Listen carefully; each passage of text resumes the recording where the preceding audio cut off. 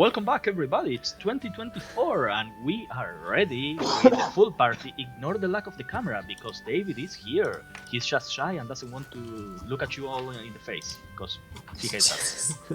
Hala has immediate No. bingo. We have the man, the destroyer, the guy that pops up in my nightmares every other day, Rick himself. Joy of my life, destroyer of the party, Callum. Sleepy tiger that will fuck you up, Jason. The boy of nature himself, the one that actually is in summer and is not suffering like the rest of us miserable folks, Bryn.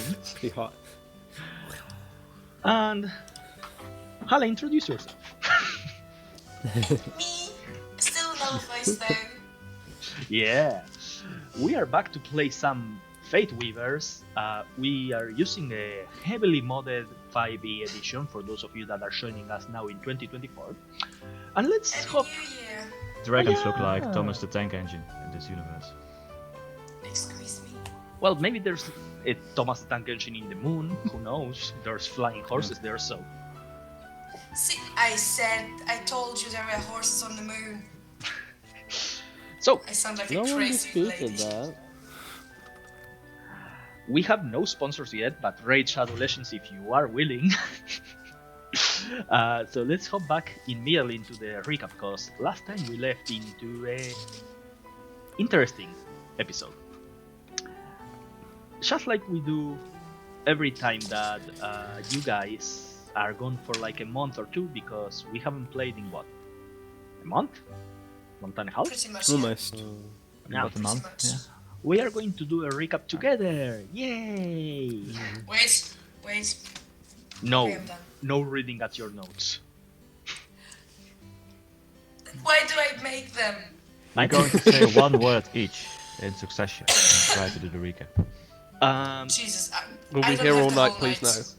no. Oh, before we do the recap, and I know this is very much ADHD telling stuff, jumping from one place to the other and not following order, but bear with me.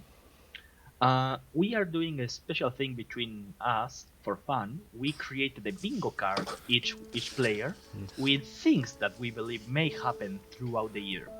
When a player completes their card and has a complete bingo, they will get one heroic token that they can use for whatever they want. Do we need to get a row for the entire card? It's a row usually with bingo It's cards, I think. yeah, it's like a vertical row or like a diagonal row or a horizontal. Horizontal row. Yes. Jinx. Yes. I'm going to. No, I'm not saying it. I know that what I'm about to say is in somebody's card. Hey. Come on, What say it. did you want to say, Matt? No, Oh no, he killed. Speak your truth, Martin. Come on. no. I refuse. I refuse. Be Let nice it- You to are Eric going to for slip up at once. some point. Hey, You will forget you slip up. oh, most definitely. Give me like 10 minutes. The other thing that we are going to slightly be changing mechanically, as you guys have hit level 10, the non-epic Wolverine style long rest no longer makes that much sense, as it became kind of like more like of an annoyance rather than a limitation, with Bishar being able to pop up cure wounds as he sees fit.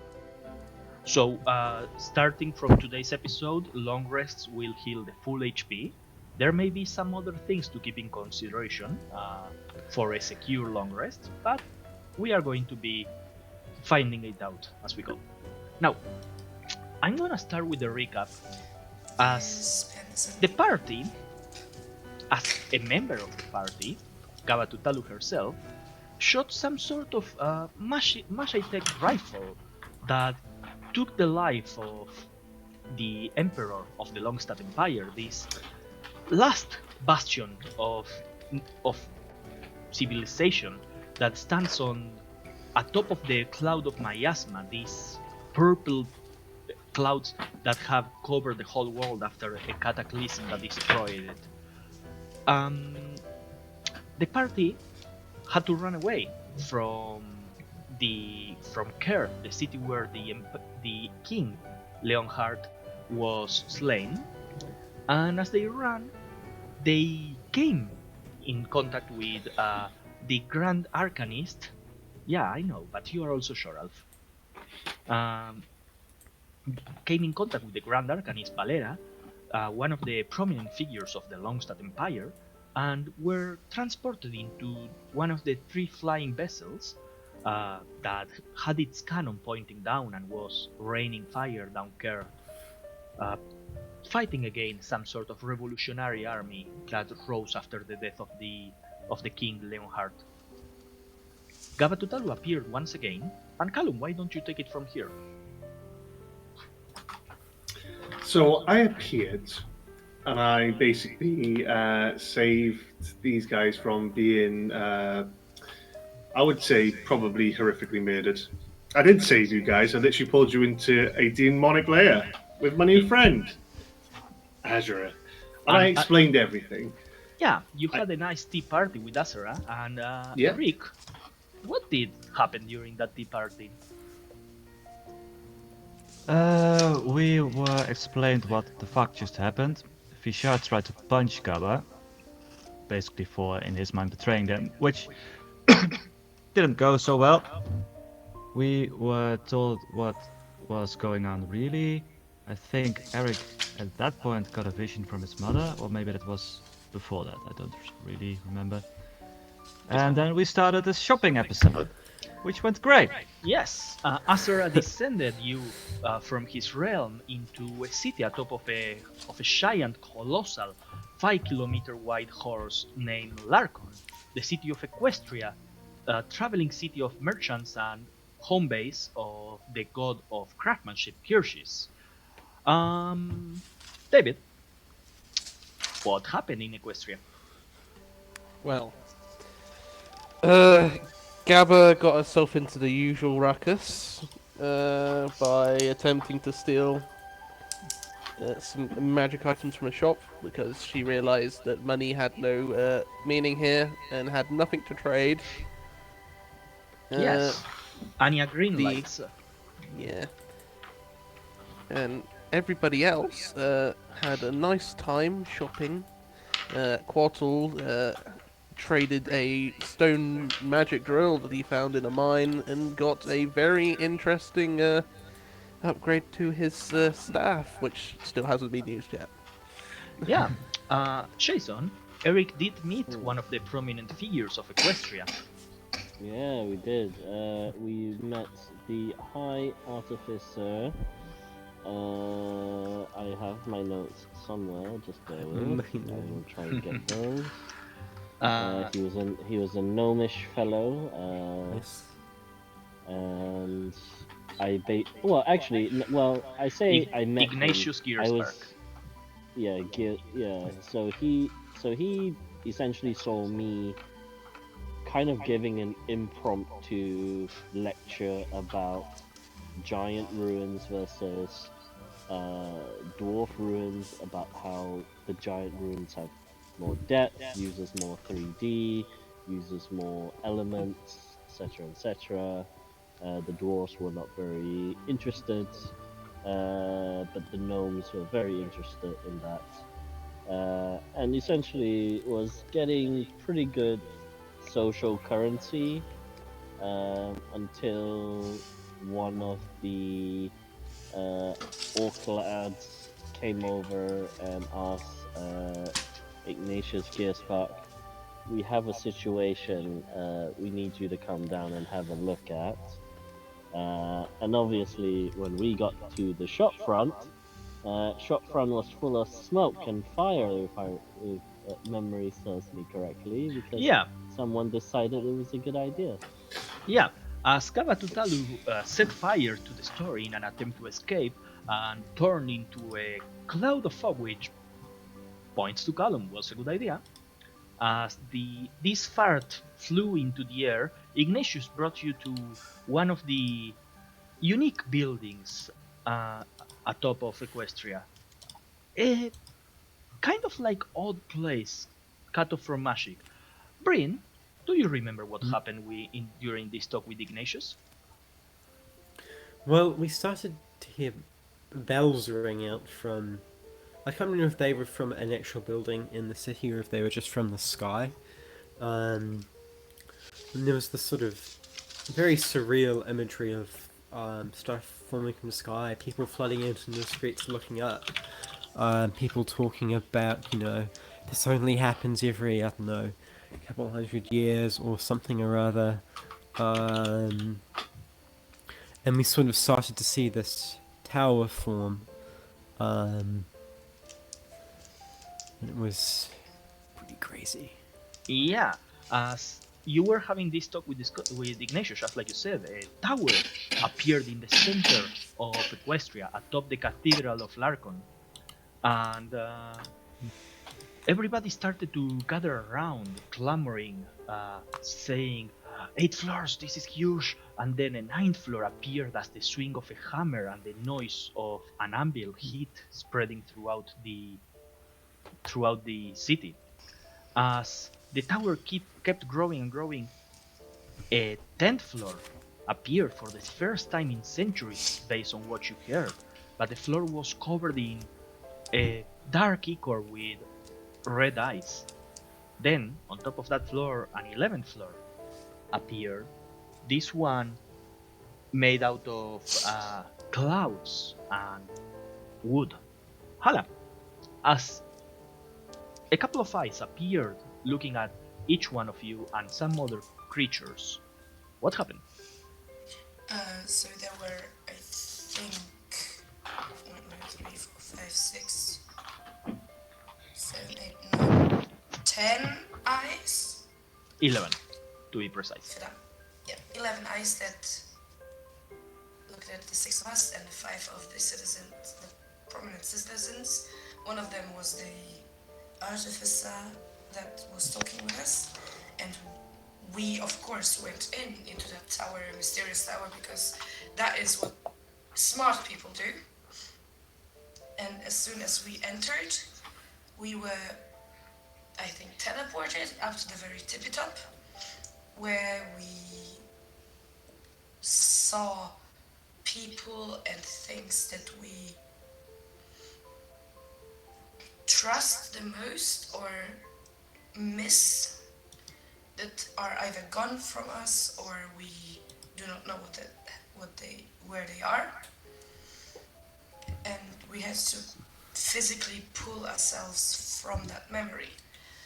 And some had more luck than others. Yeah, as these dreams of people started to become into nightmares, Quotal actually managed to pull most of the people out of this place except for Gaba, who had a nightmare. Care to explain the nightmare? If I can remember correctly, I think I've seen a vision of my parents to start with. I woke up in a bit of cold sweat, seeing my grandmother. I then asked her what happened that night. And then it was something like she took me to a place where I was born, to a statue, and then she said this is where my mother was. She then pushed me into the rocks.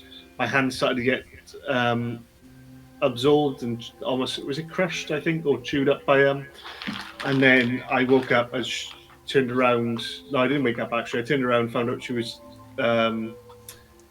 killed somewhat, and then I started falling.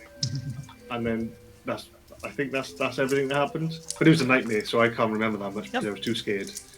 As you fell down to the 10th floor, you were faced with a bridge and a portal on the other side. Shadowy figures, constructs, made to resemble your image and your powers appeared, and became an obstacle in the crossing of the bridge, fighting against all of you, absorbing your body parts and trying to become you. As these figures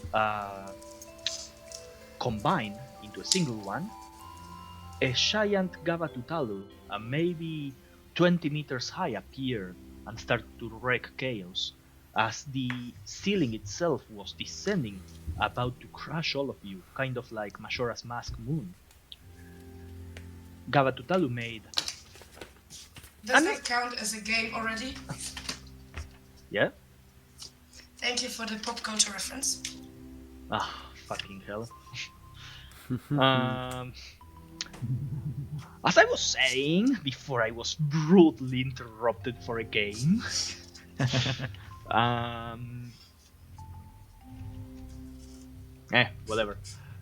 Gava used powers beyond her ability, tapping into the pact that she made with AzerrA as the scion of one of the cardinal demons, and managed to use that forced teleportation that you all had experienced, pulling you out of care.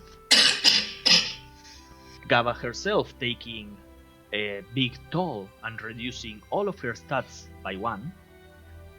And as you crossed the portal carrying her unconscious body, appearing on top of a plate of metal, almost as if you are standing on top of an anvil, not so dissimilar to the streets of Equestria that are covered in some sort of metal that can change and adapt after certain things. You've seen chairs forming out of this metal and floating, almost like a means of transport. But this one seems to expand all the way to the horizon. Only metal. Except for a single silhouette, a figure, standing in the middle, looking at you with a concerned face, a very stoic, covered in multiple scars, covered in age, an old face, an orcish skin of fiery and reddish tones that seems that has experienced hardship and life for a very long time. The face of a tired old man with big tusks and a scar covering an eye, missing an eye, a big hammer held in his hand that goes all the way to the floor, just resting. And it seems that this old man is just using the hammer to hold his weight. A cape, a red cape, falls from his back, adorning an armor, very shiny, covered in runes, covered in stones, covered in chains. An armor that looks extremely similar to the one that Gavatutalu is wearing. The old man looks at all of you as you appear. As you traverse the portal, it feels almost as if you are descending a staircase. You don't realize at which moment you stop walking parallel and you started descending. Your body almost by itself adapts to the steps of this metal that forms under your feet as it descends. As you 6 appear right next to the figure of this orc man. He just stares at all of you. Not a word. Bryn. Ephraim was the first one. Ah, fucking hell, I say Bryn and he disappears. Red, nope. Nope. Don't want to be me. Ephraim was the first one to appear here, but as soon as Ephraim appears in this place, it's not And disappears. and disappears. It's not even like 2 seconds until the rest of you traverse the portal and start descending the same steps of the staircase. What would you all like to do? I would be trying to. Sorry, Who was I carrying? I one was thing. carrying Gaba Yeah, You were and carrying something me. else, I Yes. think. yeah. Gaba, can you give me a charisma saving throw? Alright, I Come can. on, you're quite charismatic. Come on, girl. Yeah, but -1. Oh! I'm now going to find my dice. Oh no, this is terrifying. While Gaba is looking for her dice, I was trying to healing pulse her. Okay. Do you want to do that first while I quickly get up my sheet because it's not loaded? And I. Oh no, we lost Helena. Oh god, it's all going wrong. No! The curse of 2024 strikes! New year, new tech issues. 2024, baby. To answer your question, I had an 8. An 8. Mm. How fitting. That's not great. Okay. Now, You are getting 8 HP. Oh my god. Coincidence? now, I'm pretty sure that everybody notices this, but just to make sure, Brain, you're the one with the lowest passive perception, right? Is he? Yes, I'm pretty sure. Which is Would be. I think 11. Yeah, 11. okay, an 11. An 11 is still enough to see this. You all would notice how the chains that come out of Gavatutalu's bracer kind of like retract. There's always like a small number of chains surrounding the bracer, ready for whatever needs to come, either be used as a tendril to propel herself, as a shield, or as a weapon. But for the first time since you equipped this bracer, all of the chains seems to go inside of the stone and hide themselves. Can I attempt to take off the brazier from Gaba? Yeah. You start trying to tag it and pull it. Doesn't seem like immobile, but as soon as you kind of like push on it, it's almost like pulling on skin. It's not going to come off. Right. I will just well, that's right. You could try the other one. The other one? I have 2 braces on. Oh, the friend brazier thing. Sure. Why not? While I'm at it. Same thing happens. You Alright. do you remember the friendship bracelet that Gava gave you? The thing that It gave me. yes, Forced on me, you mean? and that friendship bracelet has melded itself with your skin, become one thing. You get the feeling this is kind of similar. Fair enough. Is Gaba conscious at this point? Yeah. But by the moment you all finish descending the staircase, she opens her eyes back again. You feel weak, and for the first time in a long time, you feel alone. How are you feeling, Gaba? Are you alright? I'm unconscious, so. No. Well, no. How am I feeling? I'm feeling. Can I see my Relinchi stone? Who has my Relinchi stone? Think Eric? Eric. Oh, the Cheyenne fucking stone that you pulled out of the Cheyenne Gava. Yeah, I don't think I forgot about that. I just lost my pen as well. Shit. I'm currently feeling sad because I can't find my pen again. I don't exactly remember. Did Eric bring the shul? Yeah. He said, "Oh fuck it, yes, I'm bringing it." Because I did say, please bring that stone while I sacrifice my life. I definitely left it behind. How am I feeling? I'm probably feeling. I don't know. You probably feel me a bit unknowingly empty, and then I'll also then feel really cool that I see my stone. My stone. How are you physically? Do you need some healing? I don't know. Do I sound fine? I feel a bit weak. Why does my voice hurt? You sound like me. What did you do? I don't know. Snap out of it. You're fine. Say that you're fine. I'm You're always fine. I mean, even for her standards, this was a lot. Yeah, you're faking it. You're alright.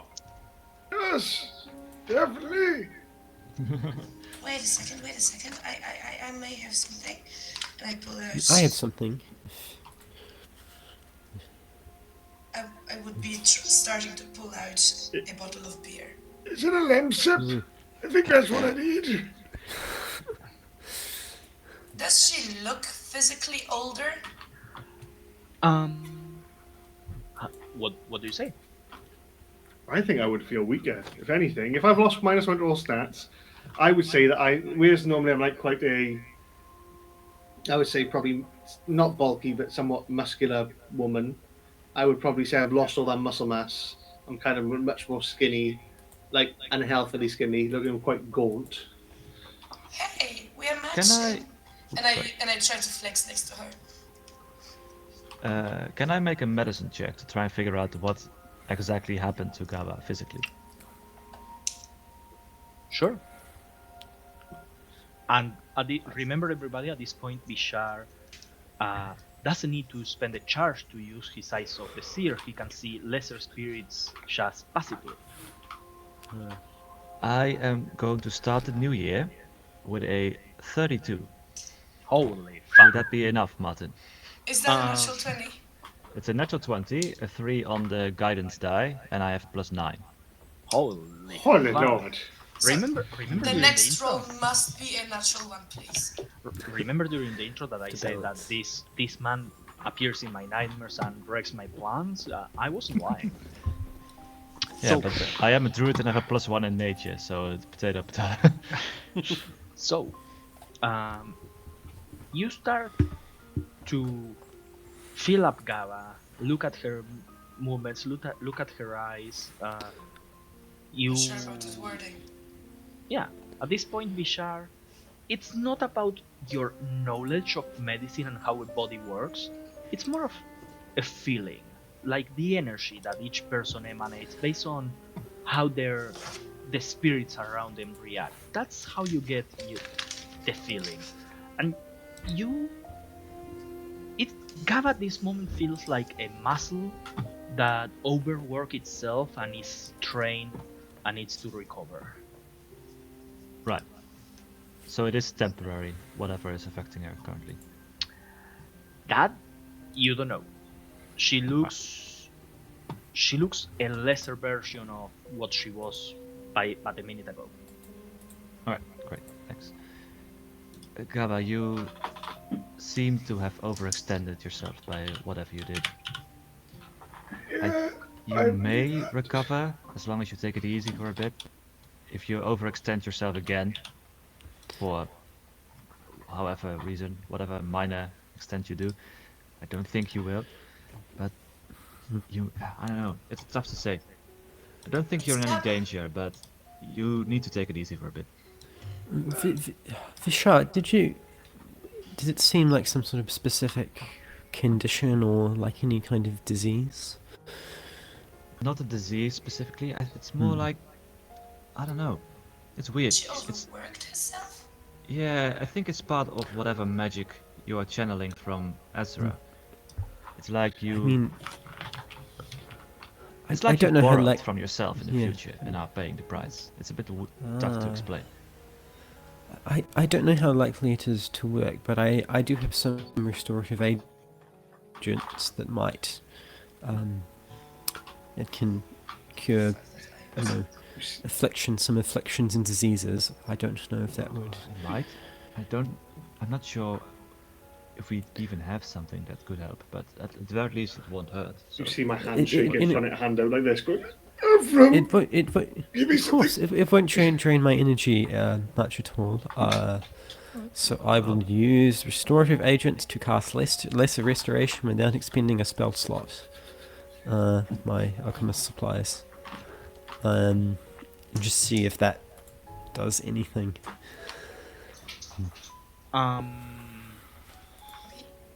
Nothing really happens. Like she takes the effect like normally, but you don't see like life returning to her body. Throughout all of this time, the old orc has just been staring at all of you. Eric, with your passive perception, you swear this man has not even blinked once. I do know a spell You are that could muted. help, but I need some time to prepare, and it's quite costly in material components. This figure that's been Greater restoration. this figure that's been looking at us. How far is he currently? Like 15 feet. And he's not moved. He's just there. Yep. He's just looking at all of you. One hand, two hands actually, on top of the end of the stick of the hammer. I set the Relinchi stone down so that it doesn't get damaged in any way, shape, or form if I go towards him with the hammer. But I will still have my glaive in hand. I will approach 10 feet? No, 5 feet. Quattle will back Eric up as well.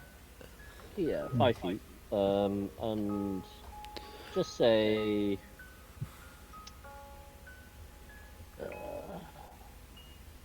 greetings. Are you able to tell us what's the name of this level is, friend? Oh, by all means, take your time. It's not like I've been waiting for 1,000 years for anybody to show up. Well, hopefully it will be worth the wait. What? Hopefully, Raquel, what is your what is worth the wait. Oh, so my impact wasn't big enough to be remembered, huh? Martin. I simply do not wish to incorrectly name you. When one asks for a name, at least from the times I come from, it is customary to keep your own name. This but a sign of respect, ain't it, boy? Martin, does this person look vaguely familiar to like the image that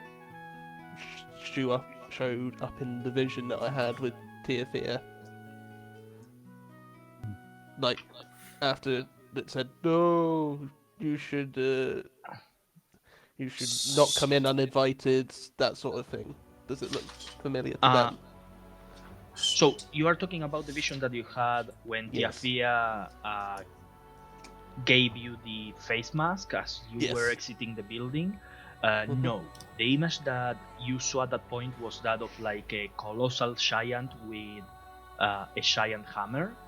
This is more of like an orc, but why don't all of you give me a history check? Yay, Maybe you've seen a statue of this guy. And Gavan,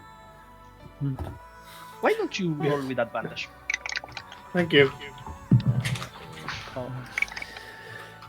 History. It's not a 1, Olivia.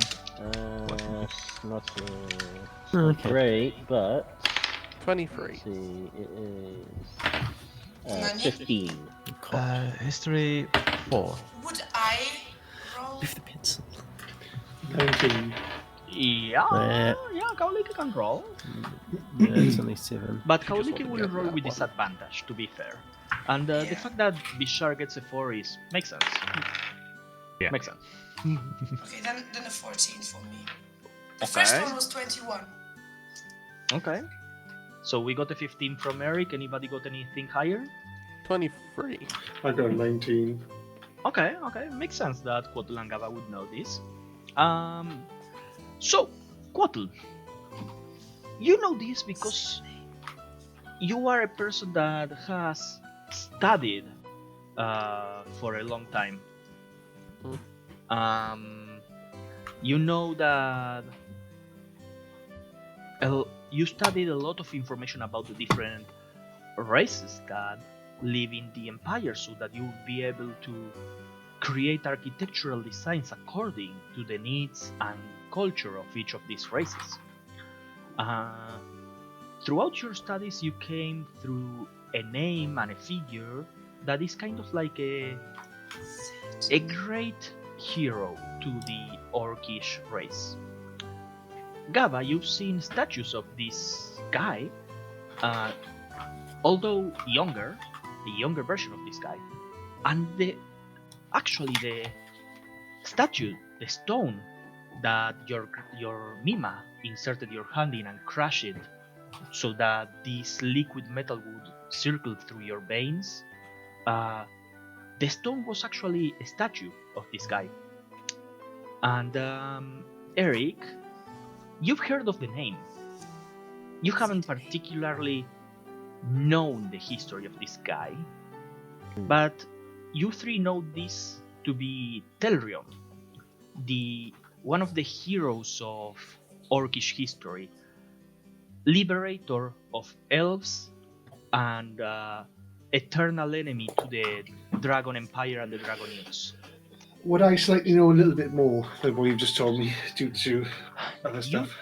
You would also know, Gaba, because you are an orc, that this guy was kind of like a polemical a polemic figure. Because even though, yes, he was one of the first heroes of Orcish tribes, he united a lot of tribes. He created an army to stand against the Dragon Youth and all of their slavery and how they would take the city of the Alps and they would serve as the force of the Athia to catch any escaped Alps that didn't want to fall into the eternal slumber.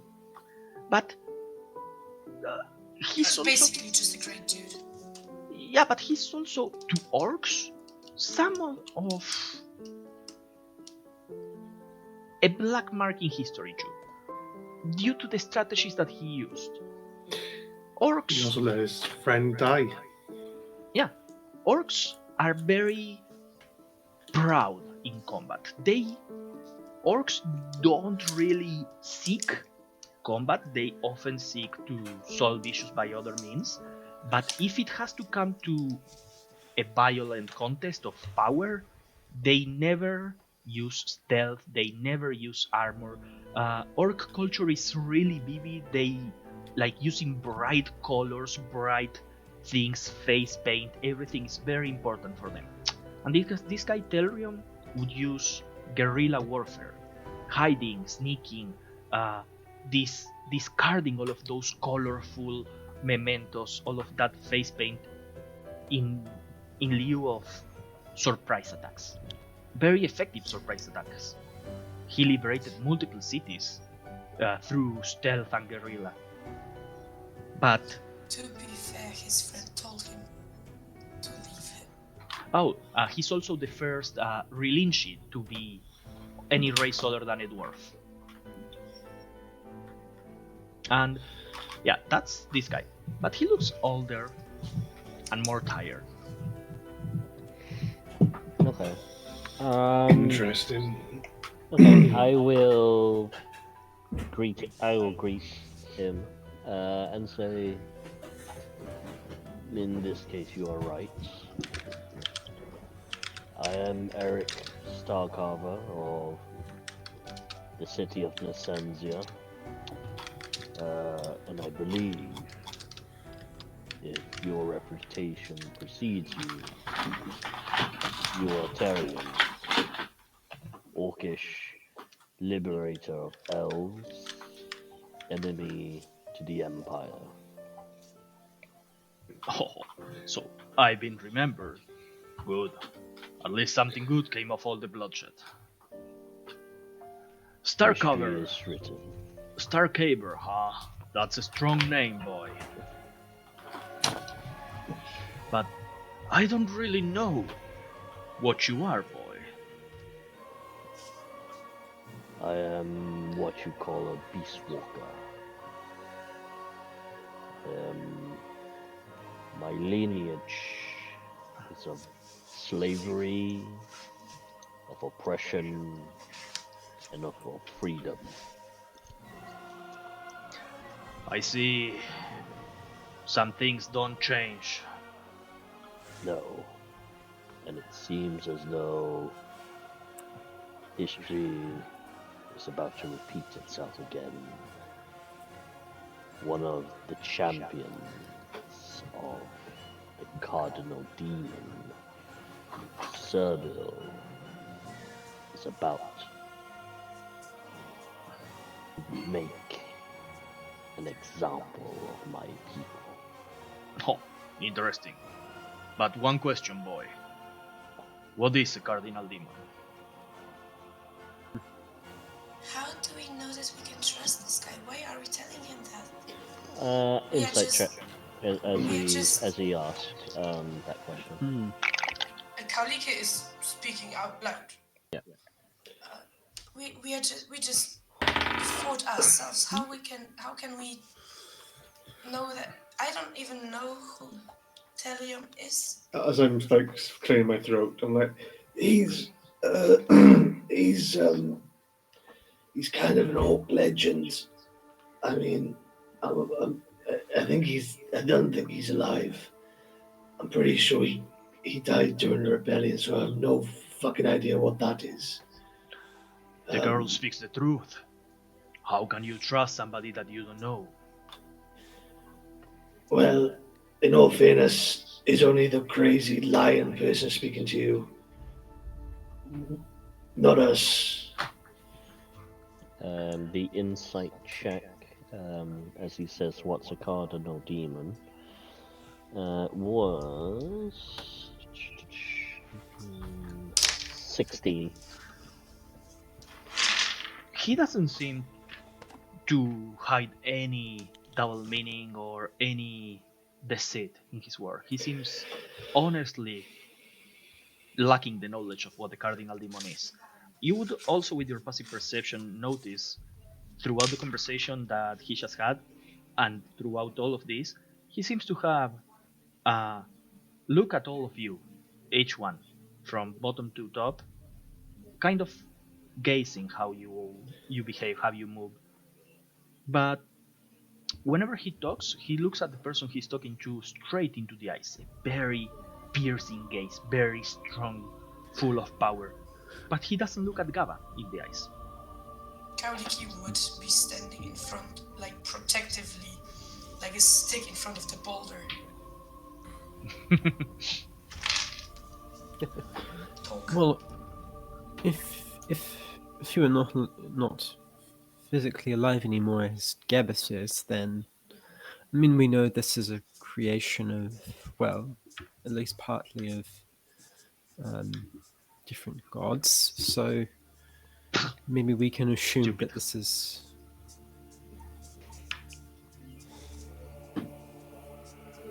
What? Hmm? Gaba? Maybe we can assume this is some sort of, maybe the spirit of his. I don't know if any of the gods would have had access to ability to have a spirit here. Maybe your the god you worship. Sorry for my ignorance on that matter. Would have placed you here. That's what I would speculate. is he wearing all his armor? Yeah. Yeah, he has the full armor. He's not real.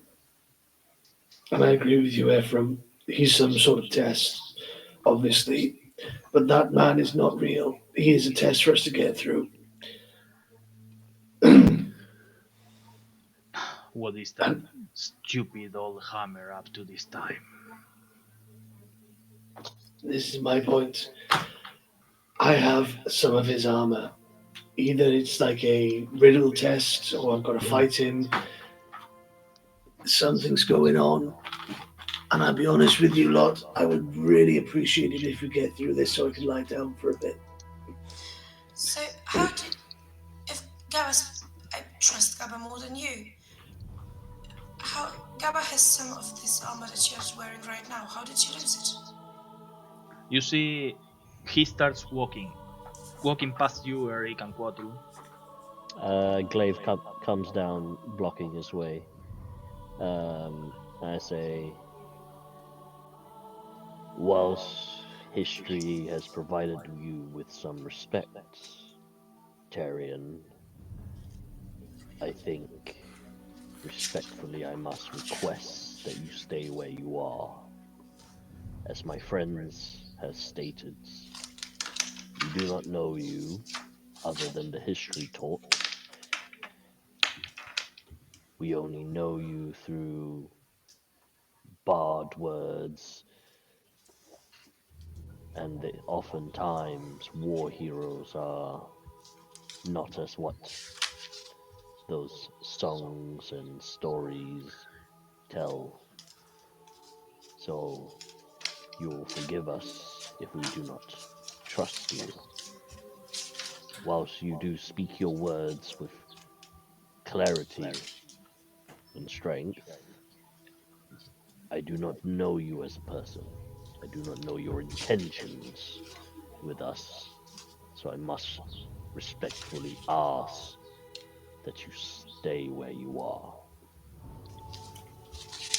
You see, he didn't grab his warhammer. The warhammer is still standing still, like a monolith. Mm. He look as he walks. It's a very martial walk. You know when a person in an army walks, they don't really move their shoulders much. They walk very steady, almost no descent on their steps, almost like a straight line, perfect.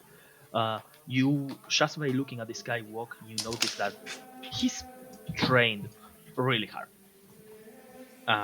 He's trained like every day, and you can notice that in his movements. As the spear descends, he just puts a finger on it, looks at it. Giant runes. You are full of surprises, boy. And you're right to not trust somebody that you don't know. Stories can be embellished. Do they still say how I burned the town, how I killed children, how I destroyed whole race of dragonutes, and I hunted them to the end of the earth? Do they still say the stories of all of the Albion children that were not saved, or the thousands, million lives of folk that fell under a command? Do they still talk about the explosion of cities when the skies fell on top of us and we had to hide underground to eat our shit for centuries? No, but they do tell of a time where you left your friend to die. Not very honourable. Indeed. And I see that you have my friend with you. It's But not your friend you, anymore. neither is yours. Your synchronization seems incomplete. Prove it, bitch.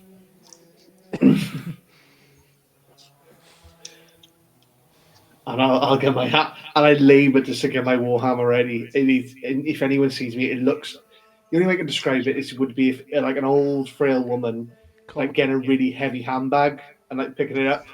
That's what I look like right now, like exhausted. Mr. Starkyber, will you lift your spear? I'm You're not coming closer to her. I'm I I've will looking. got not allow this. it. I've got this. Don't worry. He's a little bitch. Couldn't even fight a fucking dragon, dude. I fucking killed one myself. I mean, shit. I sort of look at Tyrion and I look at Gabba, and sort of say, "What is your intention?" First of all,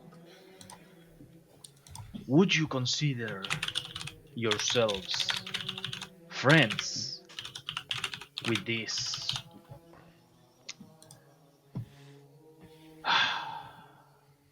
sad excuse of a successor? She's the best you've got. I'm gonna fuck you up She so much. So you consider her your friend, smart she is kitty. Of course. I wouldn't be standing in front of her trying to protect her. What about the rest of you? she is she is not a friend. She A lover? owes. We both owe a blood debt to each other. As Fucking we, right, kitty. as Let's we wait a have new hammer. saved each other in a precarious situation. So I ask again, Tarian, Orcish Liberator, what is your intention?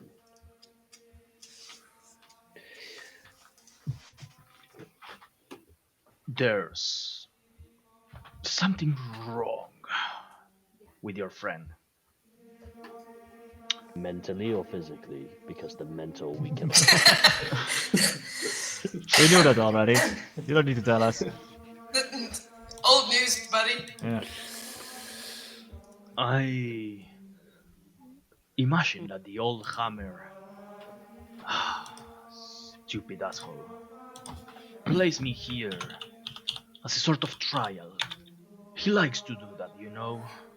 His stupid little towers, as if he was a mighty being, shutting over others, playing with life. Your friend over there, based on what she just said, I can imagine. She doesn't follow the orcish dogma. You seem bloodthirsty, in a rush. I'm Gabatutaru, daughter of Grunrunti, ancestor of the Gruber clan, servant of AzerrA, and I'll fuck you up, bitch. AzerrA. I don't know this name. You know nothing, bitch. Please shut up. No, Mr. bitch. Eric, I have no intention of harming your friend as of this moment. Just Not this moment. sizing her up. I sort of heft the glaive up and onto my shoulder. And I'll watch him as he goes. If he starts to walk, and I say, my friend has a lot of bravado. You'll have to see through it and truly gain the measure of her. Very well. He goes to place a hand on your shoulder. I am not moving from in front of Gaba.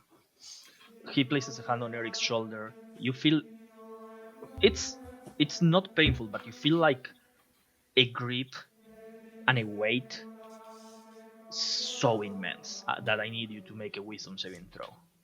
Sure. He's not doing anything. Yeah, no, What it's his sheer presence. Does he have any spirits about him? And what are they doing, if so? Okay. Okay. So, 21.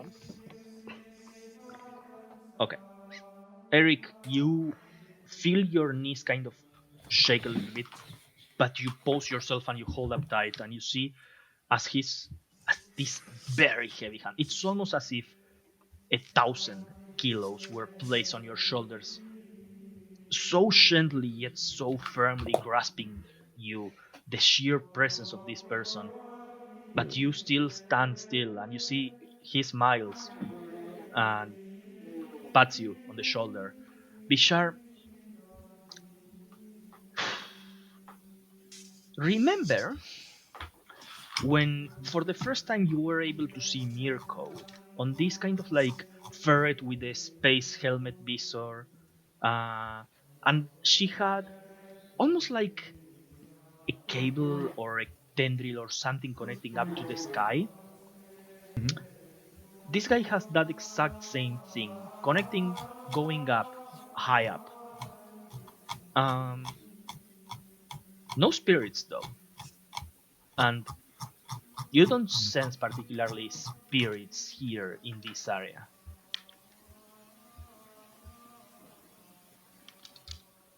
Alright. Fisher will stay quiet for now. He keeps walking and approaches next to Kauliki. Kauliki, you are like the top of your head maybe reaches to the chest of this guy, Yeah, I know I'm tiny. and he looks at you and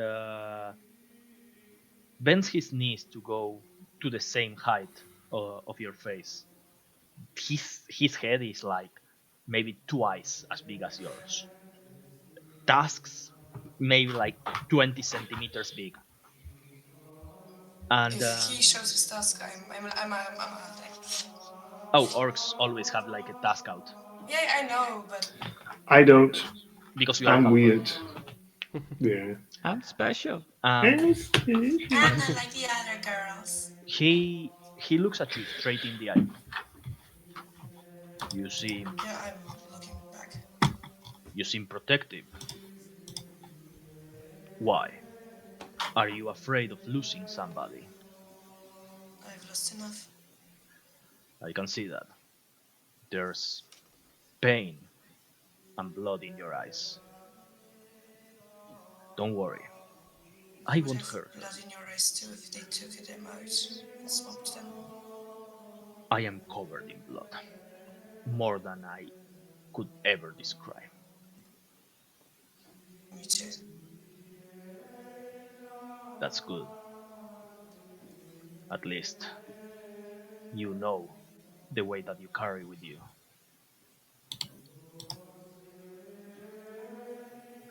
Don't worry, brave girl. I won't hurt her. You wouldn't be able to try. I like you. You would have been a great commander. Now, please, step aside. While he's distracted, can I shuffle over towards the hammer? Yeah, sure. You notice the hammer is covered in giant runes, similar to Eric's spear, but bigger and in a magnitude like 10 times as many runes as Eric holds. Whomsoever holds this hammer, if he be worthy, has the power of Thor. Um, Kauliki, do you move? Begrudgingly. The tiniest step to one side. He raises back his knees and keeps walking next to you. Kava, While all that was happening, can I a little bit reverse time? Every time I'm being saying something, I'm being like reaching out to friend, being like, friend, if you're there, just in my normal voice because I've got a bad throat at this point. Can you just talk to me? You're there. I feel like you're missing. You know, give me a little something. no response. I'll just keep trying it, even though I know I'm just literally just like calling out into the void. Sure.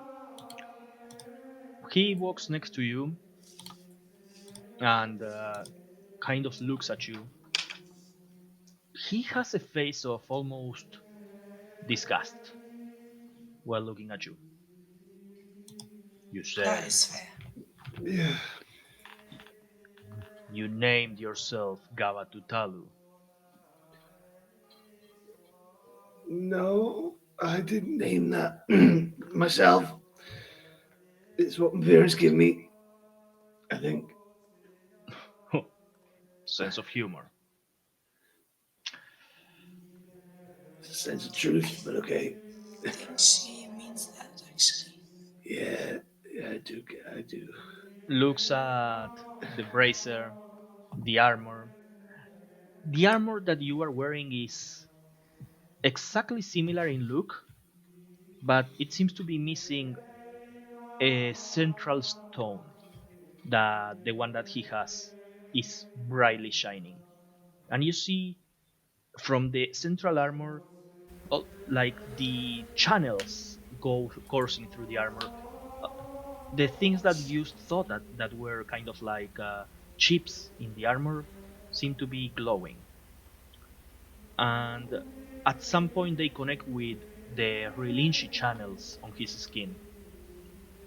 The armor, now that you see it up close, is complete. Heavy plate armor, two giant pauldrons that stretch past the shoulder, two bracers. You see that his bracers, the chains, are surrounding his fists, almost like in between each finger. Um, Leggings that go down all the way to the feet, just with a small break on the knee. And he looks at you, at your chest piece. So, where did you get that?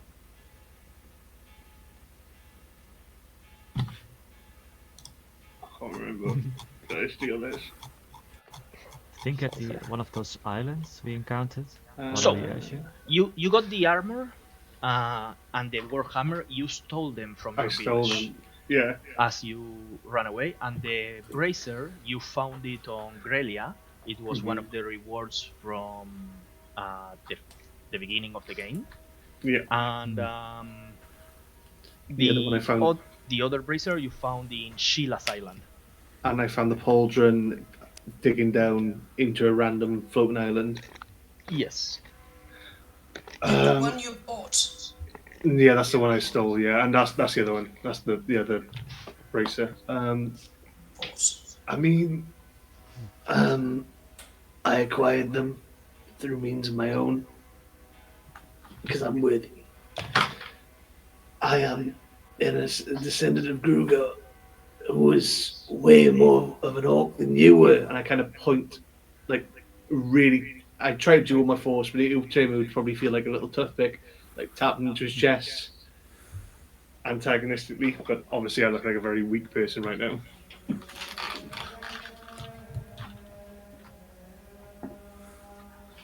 As you go to poke him, his hand really quickly, almost like a flash, grabs you by the forearm. And you know, like those hand grabs that grab you like this, and he starts pulling out the bracer. The bracer comes completely out of your hand, and he holds Can I it in stop his him? hand. No, I rolled a 30. That's a no then. I couldn't stop it. He grabs the bracer and crushes it. His hand starts to bend the metal. I'm gonna take one massive swing at his knee. Go for it. Fucking break my fucking bracelet, little fucking prick. That's friend. Two-handed. So that is a 19 plus 8. That is a 27 to hit. 27 hits. Do something stupid, everyone. Take it off Would your. you subtract 6 from everything? Subtract 6. Yeah, Or that's what the exhaustion. that's what the new exhaustion rule is. Exhaustion. Oh, so for a total of 21? Yes. 21 does not hit. So you swing the Sorry. hammer and you see that he lifts his leg and steps on the hammer, holding it in place. As he crushes the bracer and goes, "What happened to you?" I'm gonna rugby. Is there any ledge? Ledge? Full of Baldur's Gate. Yeah. No, this is like a complete piece of metal all the way to the horizon. Can I rugby tackle this man? Dump tackle as a rugby professional. Like literally, I want to try and pick him up and tip him onto the ground with all my strength. Go for it. I need a good roll. I need a good roll. Oh shit. Okay. That's a bad roll. That's a very bad roll. Oh shit! Because it's -6. This is a contested strength check, by the way. Yeah, it doesn't really matter because I'm -6 on it. Oh Jesus! Why did we change the exhaustion roll? Otherwise, Because we'll you be would dead. be dead. I don't care. Let me die. Let me die instead of living this worthless life. So I just rolled a natural 20 Yeah, I rolled a 12. for a total of 36. Well, 36. You go to tackle him. He very swiftly moves away and grabs you by the chest piece of your armor, and somehow he manages to get the armor off you as you Can fall I to the use ground. I got it in my bag. I have. Actually, I want to use small chains. Is there a way I can use? So you know the chains that randomly go really big and really small. Mm-hmm. Can I use one of those to like lasso it the chest piece and pull it back? Go for it. Just give me something. Oh, for fuck's sake! What am I rolling? This would be an attack. So in this case, it would be dexterity plus proficiency. Where's my proficiency? Plus 4. 15 Nice. plus dex. So attack 3, 12. -6, obviously. He grabs the chain and goes, I see that you've learned some things, but your synchronization rate is so low. What is it? I forgot all my rules. Can I just fucking? I just want to punch him again. Fuck it. What's the worst thing that happen? I'm gonna rage. I want to punch him. I will let you know. The AC is at 22. Yeah, that's fine. I'll just roll a match 20. I'm also going to use an extra attack as well. And I'll reckless attack for advantage. What the fuck? What are you going to do? Oh I'm my gonna- god, he remembers these things. Yeah. So.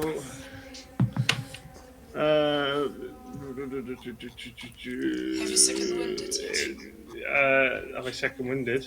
Stop reminding him of his abilities. I haven't got second wind anymore. What? Yeah, first- use respect. The first one fails. Would that count as Gallum forgets one of his character abilities? No. Respect. Sadly. 22. 22. You see Nice. the first bit, you throw like a barrage of different fists. He seems to be blocking with like the other hand. After a couple of fists, he all this time has been looking at the bracer on his hand as his finger keep going deeper into the metal. And oh friend, what happened? Tell me.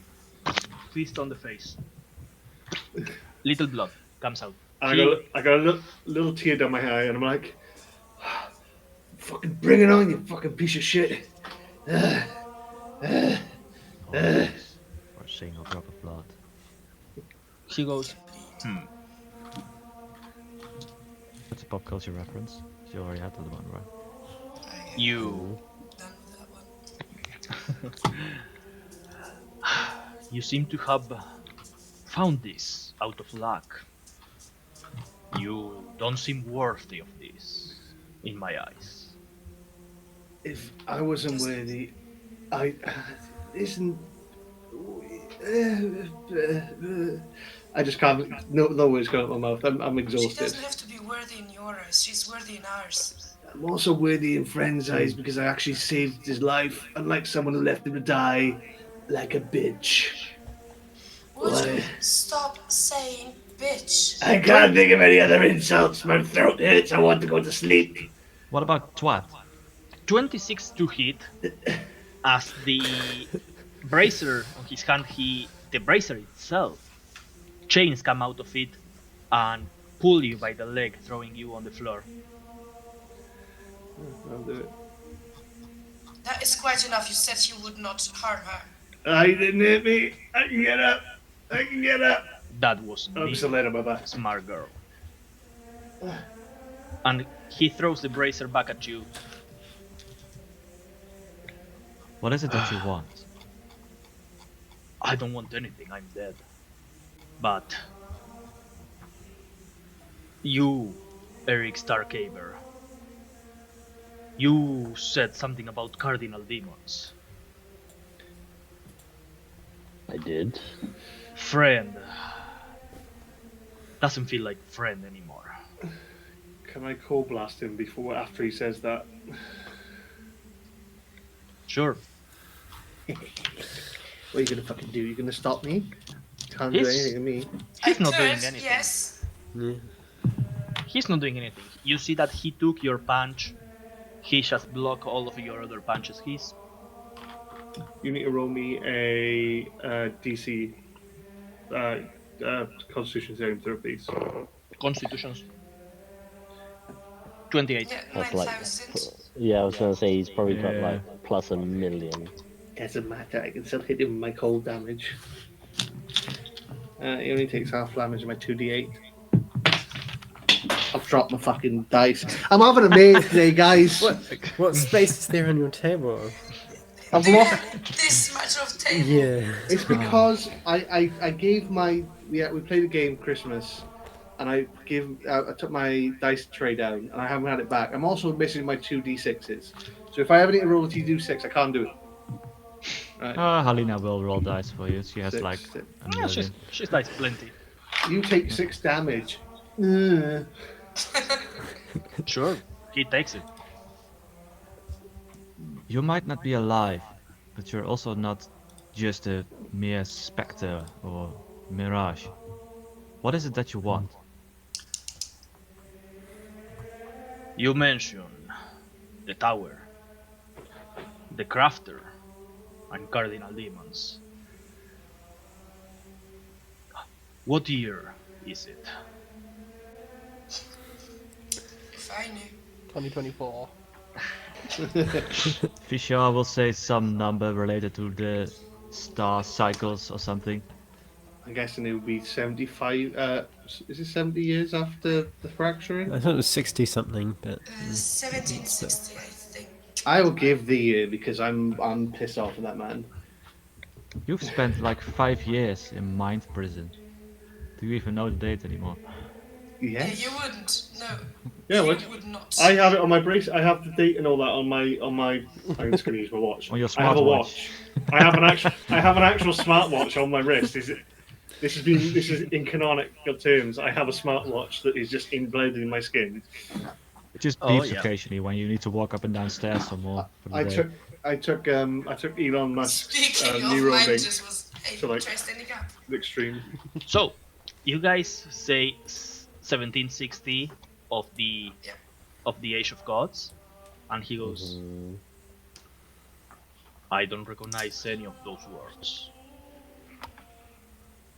What year was the last time you were alive? 20,458 of the universal calendar. Pardon, how much? History check. yeah. Well, Tell me the number again, please. 20? I'll give it a go. 20,468 of the universal calendar. No, 7. goodness. Which is fitting. In 12. 15. Wouldn't I know when he died? Because surely that'd be folklore that I would be told. Nope. Why don't you give me a history check? Can I get an Um, advantage? Because No, you don't. But I will also let David roll because Quotel got like a 19 on the last history check, so he may remember this. -6. Dirty 20. Damn. -3. So Quaddle, you would know that this guy 18. died somewhere between 300 and 320 of the Age of Gods. That was maybe like 100 years. Sorry. He died around the 825. That's the year that you know. But doesn't the number and the era that he mentioned, none of you have any resemblance of heard of it. Oh, he goes. You see that stoic face that he had is looking kind of perplexed, confused, almost trying to piece up parts of the world.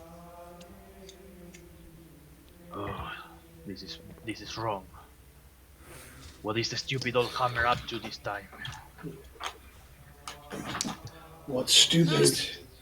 Who's the old hammer you're telling? Saying about talking The about- crafter, you mentioned him. The guy that created this tower, Kirsch's. Just to let you know, old orcs are a bit stupid. All they think about is fighting dragon newts, trying to take over and fighting some organization that is too powerful for them, getting millions of kills, losing almost all his followers. For what? For nothing? That's all he's good for. He is nothing. You are worthless as an orc. I'm worthless, indeed. My actions condemn millions, but they also save whole planets. Planets. Planets.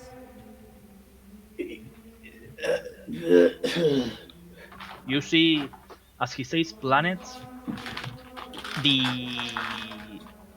sky/ceiling of this place that had been like a perpetual white, almost like an infinite ceiling without a way of noticing how high it goes, starts to turn kind of like black, almost like a storm.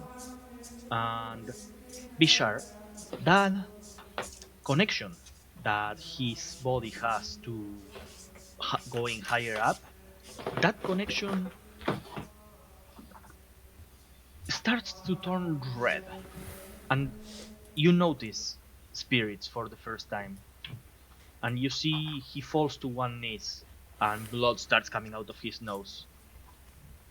Very well, these are your rules then. Back up, everybody. Well, What is that? sounds like somebody said something he shouldn't have. He stands back up and looks at you, Gaba. Look at that, ready. Don't accept you. You look to fight, you look to kill. That's not the way. Bitch, you always fought. You killed hundreds, if not thousands of dragon newts. Don't give me your hypocritical shit. Very well. Prove it, then. Prove that you can continue to defend the people in this age. I don't know what you did with my friend. I don't know what these cardinal demons are, what age, what year you mention, or what the stupid hammer wants. But apparently, my actions have been restricted, and I am to grant you access to whatever lies beyond. So, I suppose a trial is in order. You all say that you stand with this murderer as friends, as blood comrades. Do you stand by what you said?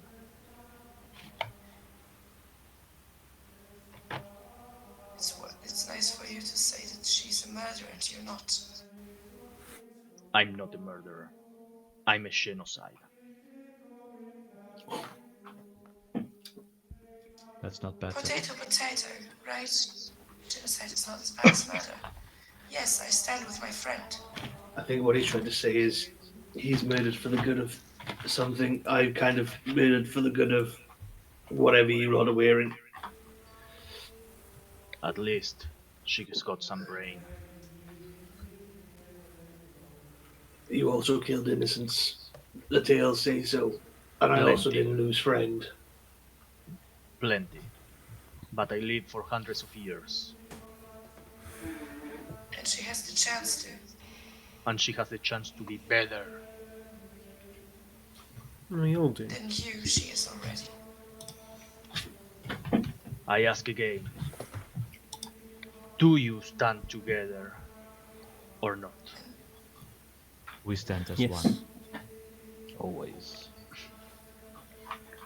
Very well. I'm gonna stand on the hammer and grab hold. Here we go!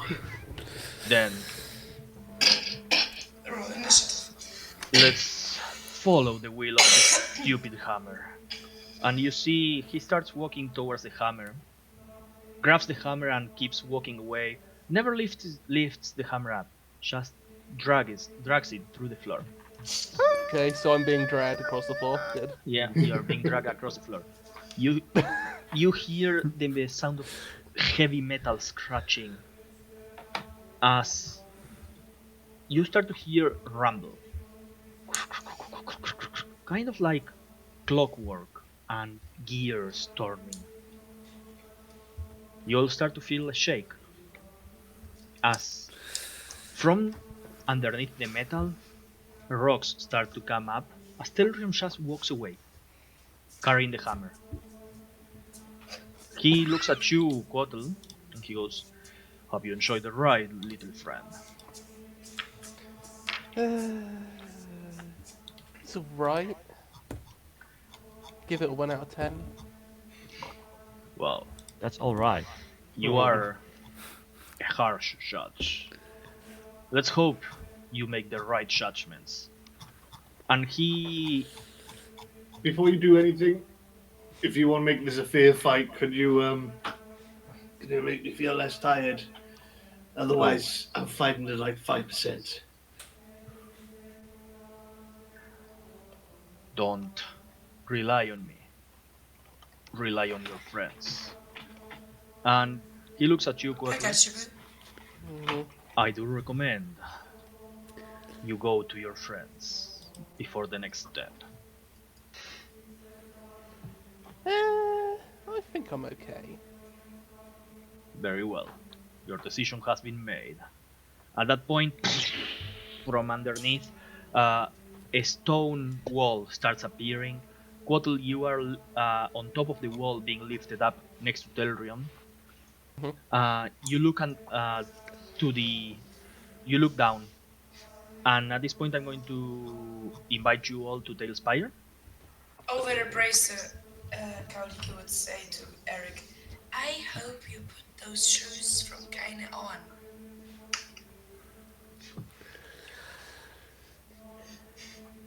Didn't have time. When did we have time? So much And- and time! When? Downtime, shopping! You could have put them on then! put them on now? Just put them on, it's fine. He's walking away, you put them shoes on. Yeah, but the attunement takes an hour. No, it takes a minute to attune, an hour to de-attune. That's one of the homebrew rules that we used. Okay. He's walking away, put them shoes on. Don't be rude. Retroactively put those shoes on. Sure, yeah, why not? Sorry, What the fuck is this? I'm still on OG rules for attunements. Yeah, what, sure. What does shoes do again? Hasty. Okay, boots of haste, basically. Quattle, Yep. as you are raised in this wall, you look down and you see what looks to be kind of like very Wait a fucking second. Buildings made out of almost like mud and rock. Decay, Looks dirt. It looks almost like a slum. You see, on all of this slum is surrounded by a tall stone wall. The same stone wall where you are standing. And he goes, Telrion looks at you and goes, "You should go with your friend," and slaps you on the back. I'm still Twen- holding onto the hammer. 26 to hit. Yeah. As he slaps you on the back, he's doing a push attack, so you are going to fall. Yep. Mm-hmm. Yep. You Feather fall. Cool. okay? Feather fall. Cool. So yeah, so you just fall down with the rest of your friends, and you see this slum. The slum. You see Eric and Quattle would notice this. There's only like one gate going in and out of this walled slum, and the gate has carvings, almost like a statue, but it's a dragon. And you see on the other side of the slum two dragonute guards, soldiers with very heavy armor and spears. In the slum, you don't see anybody. It seems deserted. But you do see, for a moment, temporarily, a small orcish kid running and entering one of the houses. You all are together, and let me change the overlay so that anybody else can see the map. looks like a Team Fortress True map. Pretty cool. Maybe Yeah, a bit. fun fact. Start over here, and you push the thing around here, and then up the building, and then through here. I actually never played Team Fortress. I didn't either, but a couple of times maybe. But I saw some videos of it, some live streams. So, you all are going to just place your minis. We are not in initiative, you are not in combat, but you are in this place, this slum, and you just saw like an orcish kid running into one of the places. What would you like to do?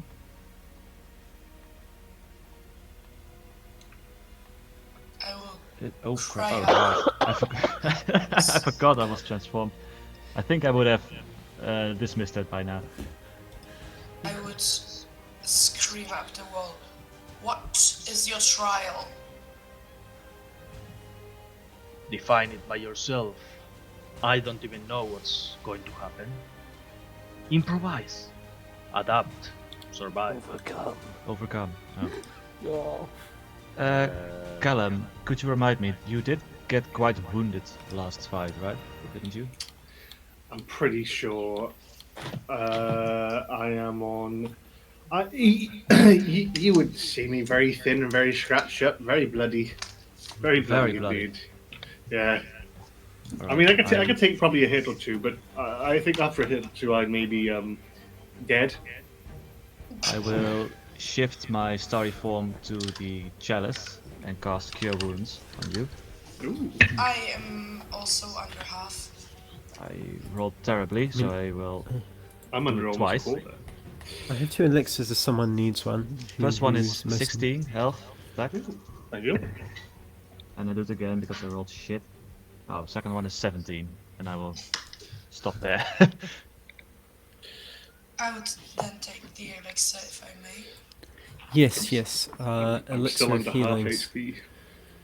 So man. that will be Need to save spell slots. 2d6. So sorry, 2d4 plus intelligence modifier, but because level 9, and then another 2d6 plus 4. So should I roll them? Yeah, roll. Yep. Both of them. I'm taking Yes. just one. No, no, that's just from one. Oh. Sweet Jesus. Okay. Would anyone else like to sacrifice something for me? I'm not. I'm maybe like an So that's average 19. character, but I need a little something. 19 How points. much? I know, man. The dice, that was 19. 3d8 plus 10 Shush. twice. I 9. got 16 and 17. 9? Just wait. 19. 19. Thank you. Yep. Okay.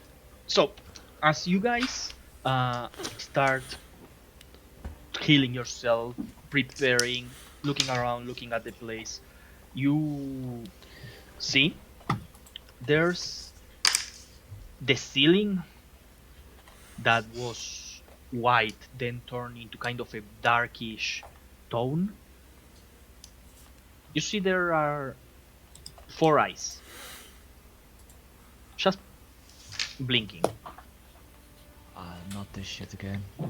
Any Not a specific spectator. location that they are hovering above?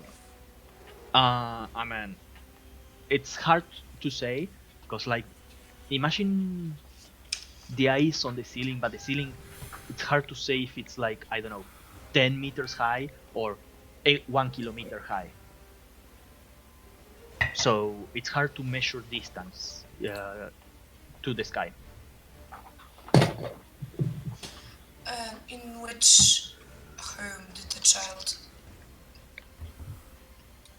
He entered.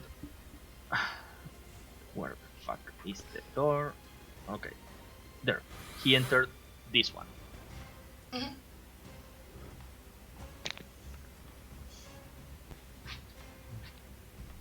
All right. As Does you that look similar to any of you? I don't recognize this place at all. Is the architecture similar to anything that I would have known about?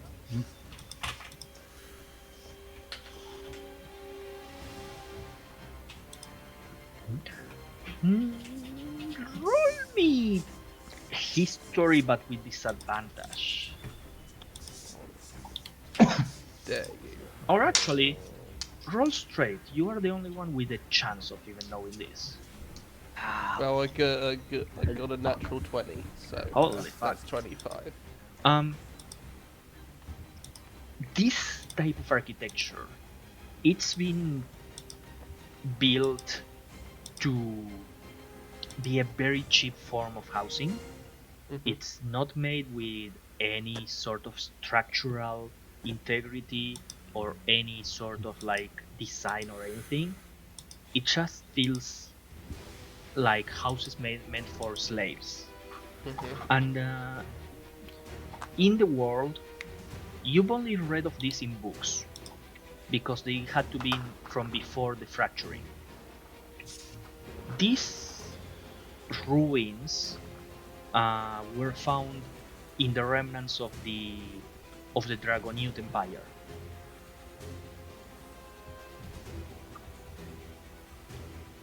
Okay. So I may have made a slight fuck up on my bingo card. I meant to write Quattol is interested in some architecture, but I did write Ephraim is interested in some architecture, so I made it slightly harder for myself. This is gonna. You'll never get it Well, now. probably. hey Brain, you gotta step up, mate. I was going to say, because I do have the archaeologist background as well. I don't know if that would have helped, but anyway. Yeah, Portal would in the communicate the nature of where he thinks we may be in relation to the surroundings. Callum, would Yes? you roll me a d6 since you don't have it? I'll roll you a d12 and divide it by 2. Just pick a number at random. I think this is a d12. Is this a d12? Or you know No? what? Sure. It's d10? Pick a number between 1 and 6. Oh, I got a 7. A 3.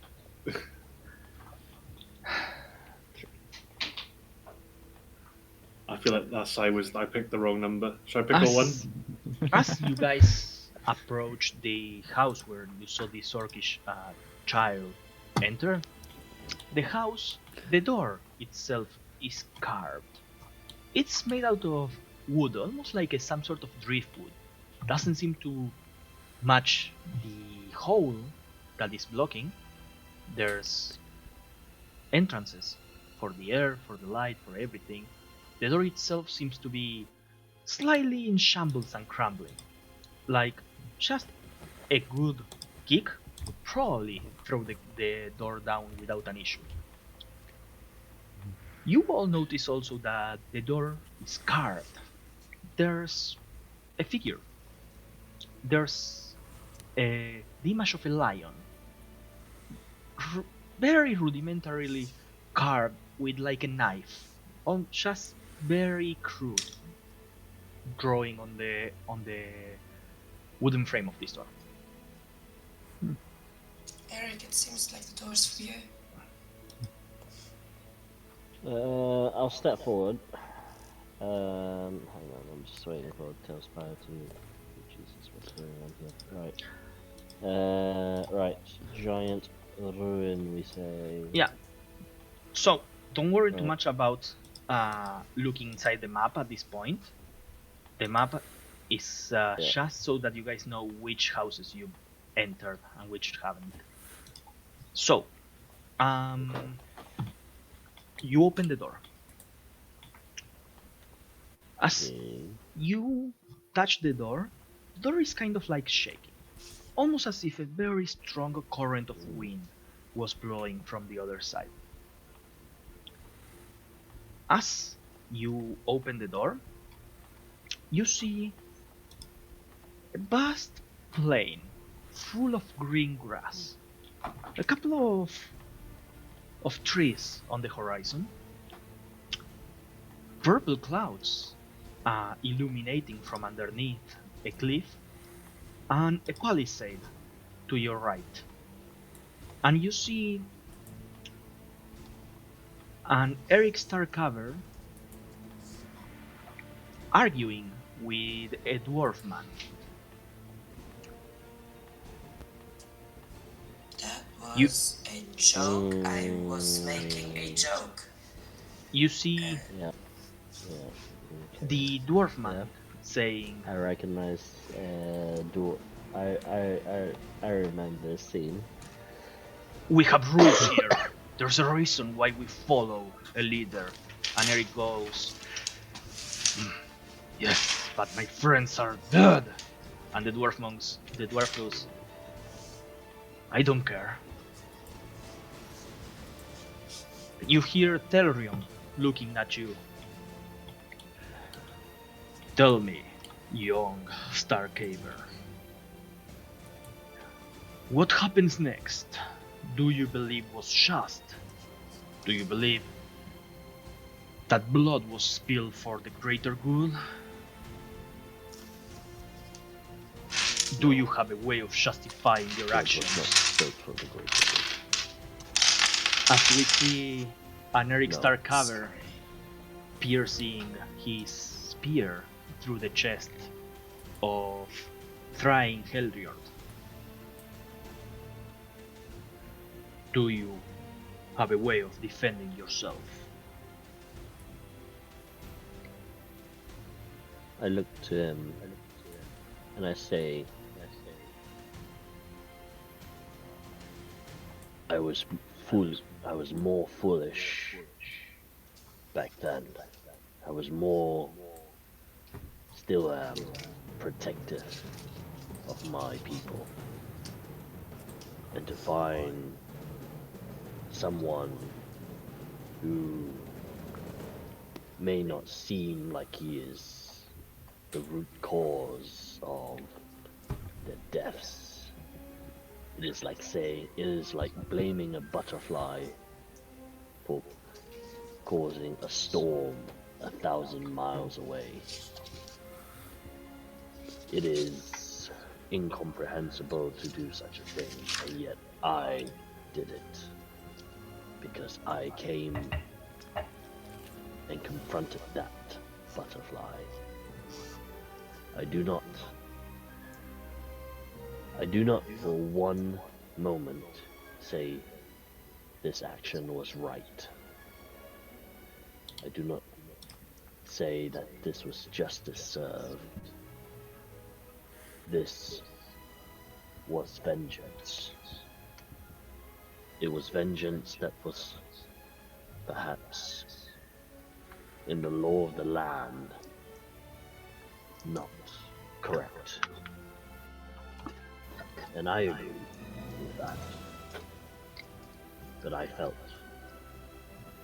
a hatred in my heart. Because my countrymen, my king, died because of someone's lackadaisical attitude. And because they did not cherish life as such. And I suppose in that moment, this Eric saw fit that his life had no meaning or value, and I struck him down. The dwarf Thrain spear pierced through his chest. The image is frozen, almost a loop of Eric piercing the chest of this dwarf. And the dwarf itself, the neck snaps and looks at you. Aye, boy. You think vengeance solved the issue? Or was it for not?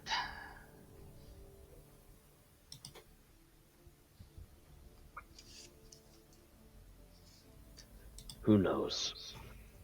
Because we will not know what your actions would have been had you been still alive at the end of the island when we left, or would you have undoubtedly died with the rest of the encampment? The encampment was overrun with the undead. It was overrun with demonic bunnies. There is no way for us to play out that scenario where, had I left you alive, would you have died anyway? But does that mean your destiny was set in stone to die regardless on this island? I do not know. What I do know was, in that moment, I had craved vengeance because you had thoughtlessly put no value on lives of my kinsmen. And so, in retaliation, I put no value on your life and struck you down. The dwarf looks at you. Blood starts coming out of the eyes, and he touches it and it's cold. Being dead. It's cold, boy. Taking life. I know it. It's your sin to bear. And with the blood touches your chest and falls to the ground, immobile, just a body. And now Telrium looks at all of you and goes, "Your sins are yours to carry, Eric Starkhaber. But for others to judge, as time has judged my actions to be cowardly and unfit. Your friends are the ones to judge you, to see you for who you truly are." Each one of you, blood starts coming out of your eyes. Similarly to Thrain, to the dwarf, you start feeling extremely, extremely cold. And I need you, as the character, to answer truthfully. Do you believe Eric's actions were justified or just carried out of anger and vengeance without a meaning. Callum.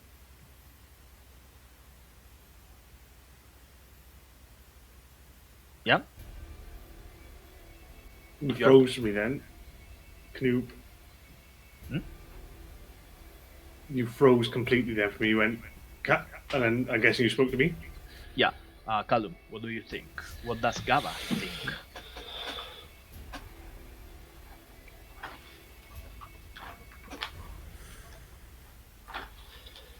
I don't know.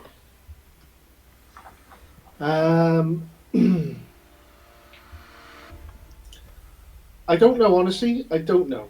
Gabba is conflicted. Be sharp. You're not helping, I Jason. think you You are have. not helping. I think you had your own reasons. You had your own justification for what you did that day.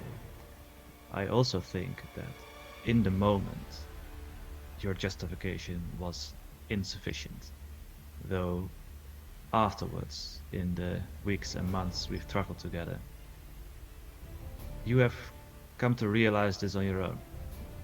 You recognize that your actions in the past are those of anger and vengeance rather than justice and betterment, Shit. and have come to atone for your sins. Quattle. God, I can't beat that. Hey. Yeah, boy, DM dilemma.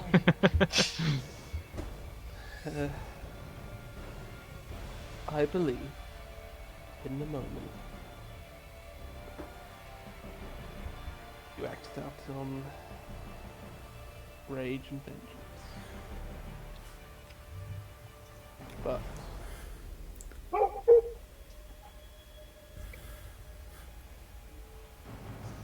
in the end,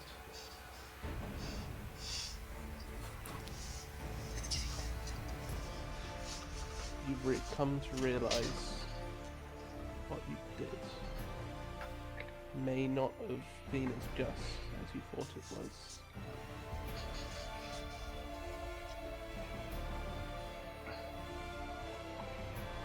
Go lick it.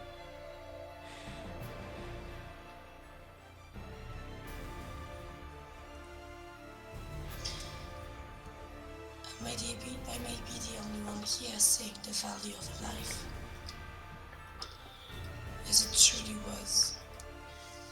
You acted on vengeance, yes, but taking a life for taking more lives, for undervaluing a life of your kin, of your pack, is something that I learned to be something near sacred to you. The life of your pack, the life of your friends. So yes, I see your action is justified. Ephraim. When I first heard of what had happened, I wasn't there at the time. It was, it was rather shocking. I had known him as a considered person, probably one of the most considered people on that island. And so I wanted to try and, in the most simple term, just understand why and help. I mean, that's why I agreed to hold his slave collar at the time. But as we've travelled for the weeks since, and I've seen more of the world, really more of his world, I've begun to appreciate where he's coming from. When something so related to something that you've cared about, you've fought for, like that happens, I can only understand why you would think and infer that you were justified in looking for some other answer than the indifference of others. Feeling angry, I can understand why. That feeling of wanting retribution, something to balance what has happened, I understand. I can't say I think it justifies the action, but it's given me a new appreciation of how we think about these things. So, the action was not justified, but I support him as him. Eric Starkaver, you have dealt with your actions, with the aftermath. You've grown, but do you forgive yourself?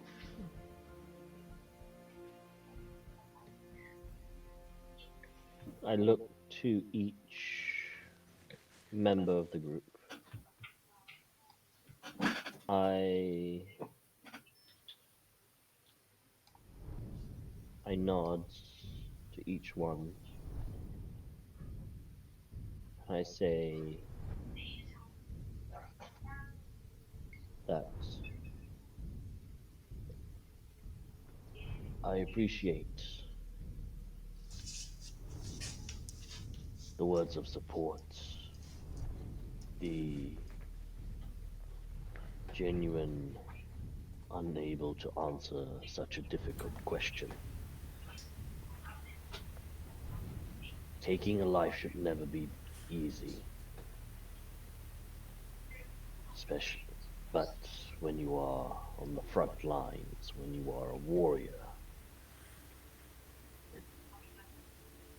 they speak of this act becoming easier and easier. I will never truly forgive the rashness of my decision that day, that I could have thought better. I could have used my words better, to have not given in to my baser instincts. But I also recognize the actions came from a place of good intentions to always protect the pact. So I will carry each sin, each life that I have taken, that I have failed to protect. And he sort of grabs the two, he sort of like, not quickly, but sort of grabs the two sort of necklace fangs and sort of says, I will carry them for as long as I can. And I will make sure, for as long as I live, that they do not die a second time when their name is spoken last in history. Give me a persuasion check with a -4. Oh, what? Okay, interesting. Do I want to do anything with this? So -6 really, because I've got exhaustion. Jesus. Yeah, no, I don't think this will go well. Let's see, persuasion's a +1, so what's that? -5? Fantastic. Let's see what do I roll. Hang on, do I have guidance? I do have guidance. Too No late. guidance for this. Yeah, I was gonna say it's probably not gonna be good. I mean, it's not a bad roll. It's a natural 20, but we got a -5 here, folks. So 15 on the persuasion. Okay. You I don't know if see, Gabba believes you anymore. you see, Thelrium just does a stern nod as the door to this house closes. You all hear from inside this other house next to you, and at this point, you all notice one of the eyes closes. As the eye closes, the time seems to move forward as we go almost to a night. Just the sun moving and going as the day goes down. You I see, will walk up to the door. you see Gonna light a now torch. with only 3 eyes on the ceiling. You approach this door, and from inside, you hear the sound of meat being chopped. You hear the sound of heavy impacts, almost like a fight going inside. This door has 2 wings and a circle.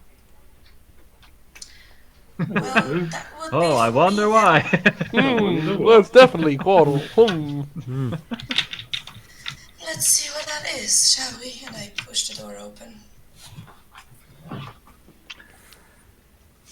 You see an Albion girl, small, petite build, long hair. You recognize this figure. You've seen her multiple times. It's actually the figure that you disguise yourself as. She's walking, and as she's walking, you see a bear comes out of the side, bites on her, grabs her, and starts shaking her head violently, throwing a corpse. The bear starts to eat from the corpse, and then looks at you and just walk past the door.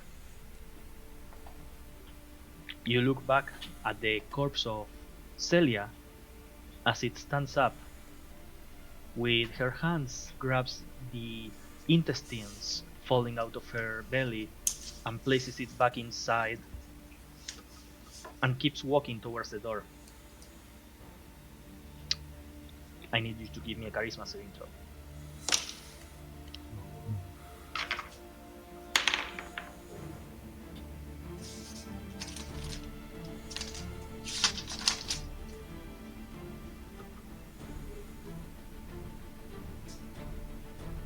Jesus brain, 19.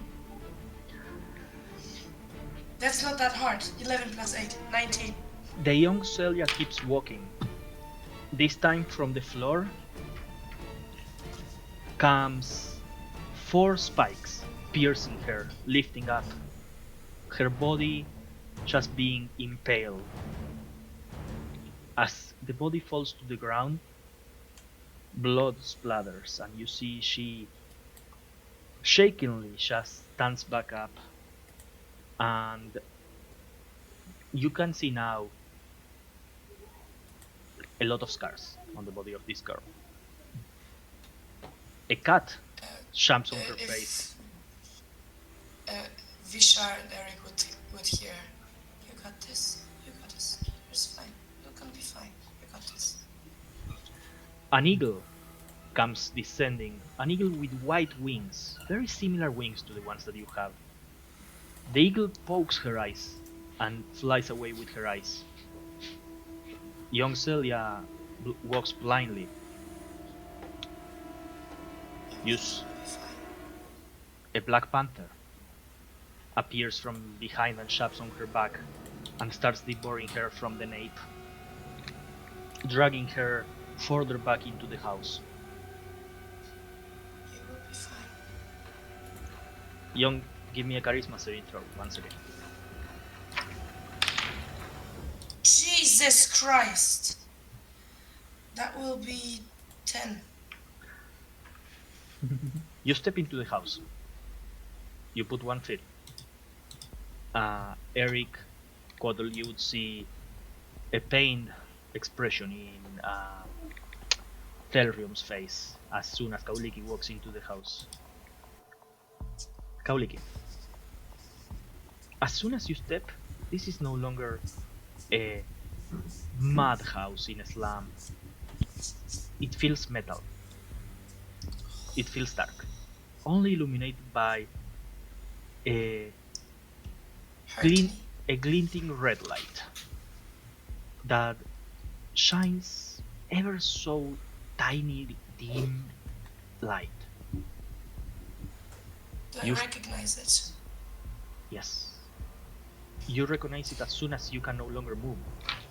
As you see in front I? of the red light.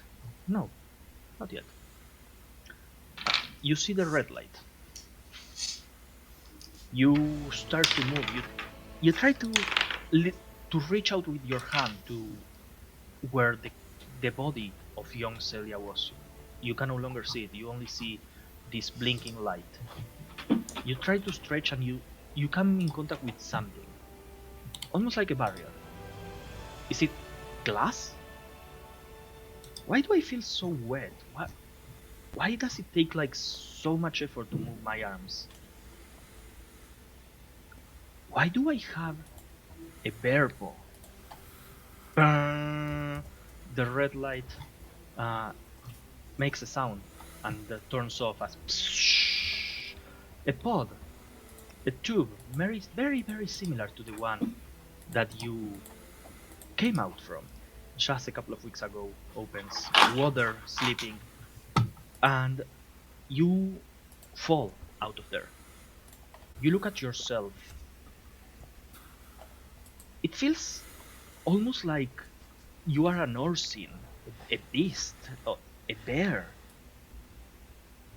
You start walking, and you walk in four legs, almost completely like a bear. You just follow a scent of food, nourishment.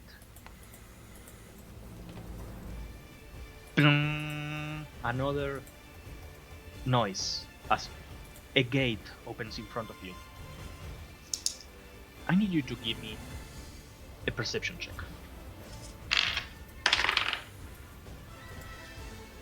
Are you all against me today?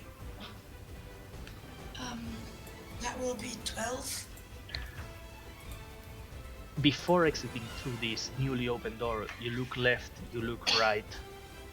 You feel so heavy, so much fat each time that you move. And you see 1, 5, hundreds of pods similar to the one that you just came out. You see other beasts. You see canines, felines, birds, arsines, all of them bearing a similar face. A similar face to Celia, a similar face to Kauliki. That smell of nourishment comes once again, and you just dash forward. You jump and you start biting, and you start ripping flesh apart, and eating and consuming and burying, as you eat from the flesh of Celia. A Celia that is almost crucified, hanging from something. Chunks of her flesh missing, healed with magic time and time again. You consume the flesh, and as you are eating, you feel a strong in your chest as it hurts. You look down with your bare paws that start to break and reform and start to a thumb comes out of it, and you see the fur and the hand merge and now it's no longer a bear paw, it's a Peace Walker paw. You look to your chest and there's a stone that starts to pierce through your skin, trying to come out of your body. I need you to give me a charisma saving throw. I am afraid of all my dice.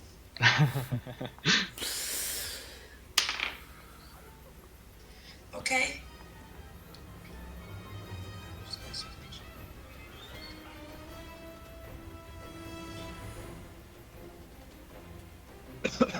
Doesn't make sense. Someone do the math. 14 plus 8. 22. 22. 22. Y- You start to feel how all of your bones are being reshaped, forcefully realigned, as you go from walking in four legs to stand straight up. Your chest bursts, blood coming out as a stone very similar to the one that Kauliki has appears. You start to grab, and your face that was a bear face now feels humanoid. You look into a mirror and you see Kauliki's face as if she was a bear. You look at Celia and she has a similar face, similar features. You start to despair looking around, and you start hearing a white ping, almost like a ping, as you fall to the ground and start convulsing, shaking in pain. You see two figures, humanoid, approach, walking towards next to you. That noise, that piercing noise, doesn't go away as a necklace is placed around your face, and you are dragged from that necklace, still wriggling in pain, and thrown into a tube. You look at the tube, and it says K28. Water starts coming out. You feel like drowning, but instead of drowning, you just start to fall asleep. You open up your eyes. You feel the wings, you feel the cat boss, but now you have a young Celia this close to your face, staring, and just hugs you, almost like a child's embrace hanging from your shoulders. And she whispers in your ears, "Why do you keep killing me? Wasn't one bite enough?" And she falls to the ground. No legs, stomach wide open, missing one eye, and just doesn't move anymore.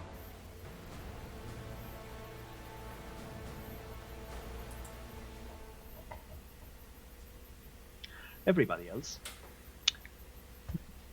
As soon as Kauliki walked into the house, she froze. No movement. Nobody else sees anything. You don't see the young Celia. You don't see the beasts eating at her. You just see Kauliki. Froze. Thelrium looks at all of you. The smart girl. She, out of all of you, is the one that is covered in the most blood. So innocent, yet so fierce. Sometimes, behind the purity of a smile, 1,000 gravestones slumber. Do you feel that your friend is worth the trouble of her past? Do you feel you can trust her to surpass her traumas and forge the way ahead, to carry a torch, to be more than what she was, more than a beast that fed on somebody special? Gaba. I feel like this is bullying asking me twice in a row first. I'm banking on her failing. I need to get that bingo. So What bingo do you mean by this is a hard one in the sense of I'm not going to do it in Gav's voice because my voice is actually going as well. I know what Cowley is like. Now, she is someone who doesn't know what she's doing, but she always does things with the kindness of her heart. I also know from AzerrA and seeing what's happened that she was turned into this monster. She wasn't made a monster. She was made to be evil. She was made to be a weapon of mass destruction. She is not that person. Just because she was made and mind controlled to be a bad person doesn't make her a bad person. It doesn't matter how many people she killed. That was not Kauliki. Whereas with Eric, that was more of a choice, and that's why I didn't know, because you can argue it both ways. With Kauliki, there is no choice. That isn't Kauliki. So yes, I do forgive you, because that was not Kauliki. That was a monster that was created by bad people. Bishar. Kauliki is a contradiction. She strives to do the right thing. She pursues the light, but within her there is a darkness that we and she do not know or fully understand. Occasionally she uses one to pursue the other, and I feel like even she doesn't really know where the darkness ends and the light begins. But just because there are demons inside of her does not mean that she is one. I don't feel she had a choice in what happened to her in the past. I don't think she even remembers fully what happened to her in the past. So for now I can only judge her on her actions that I've seen, which are to strive for the betterment and to overcome her own darkness. So yes, for as far as I know her, I forgive her. Quaddle. Why do I always have to follow Rick? Well, should be picked first. Alright.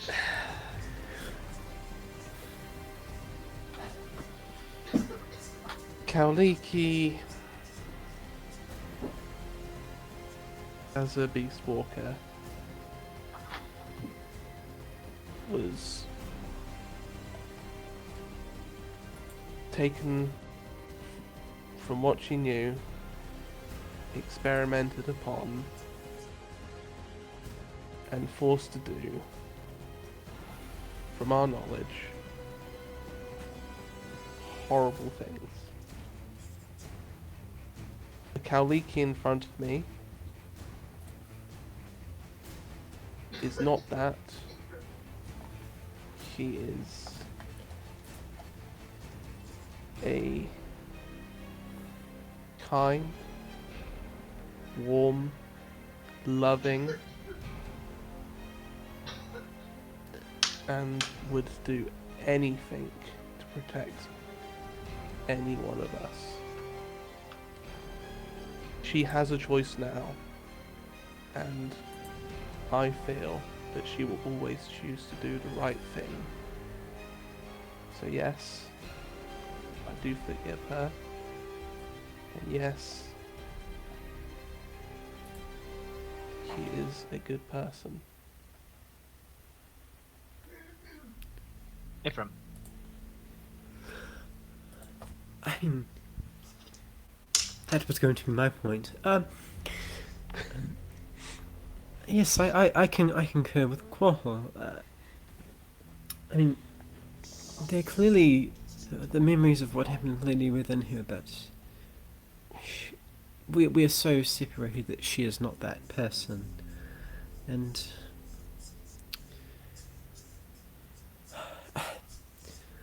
I you know, if you have no memory, if that person who did exist is not embodied in the present person I know, then I don't see how she can be forced to be responsible for those things. They're within her, so I think we should be aware of them and try and understand them, but I don't... I see it as something she's going through, not something she is responsible for.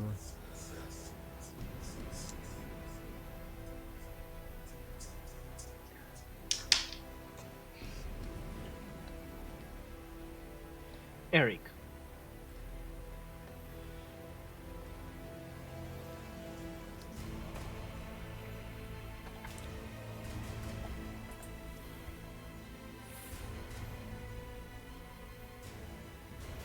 Jason?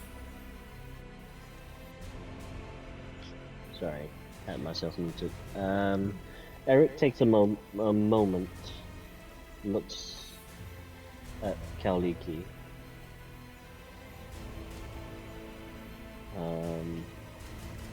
And will say,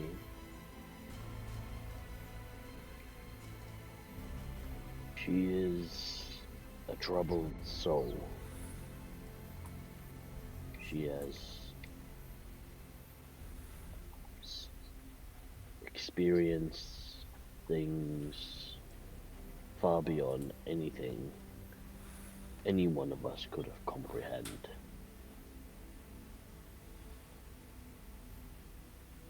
She must have done things that would make one's stomach churn.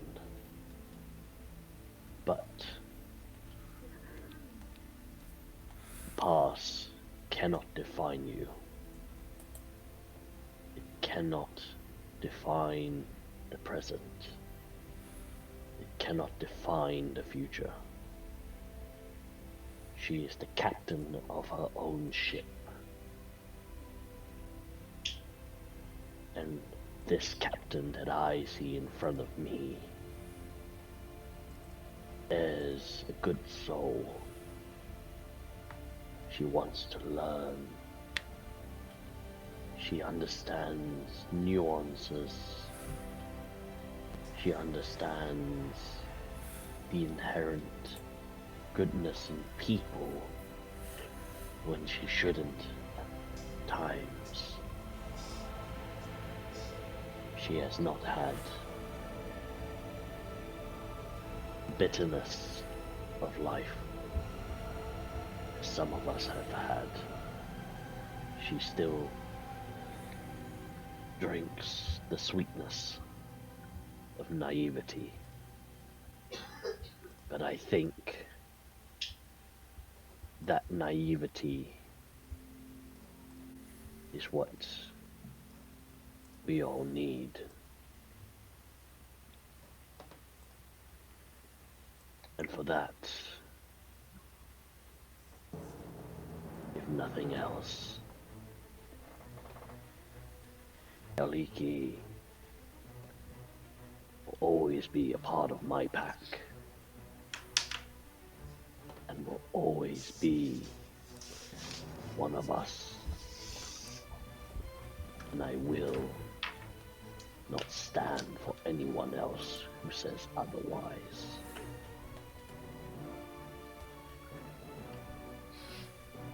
Kaliki. You don't hear any of this. No! Oh. Close. You are still inside the house. You are still inside that dark metallic tube.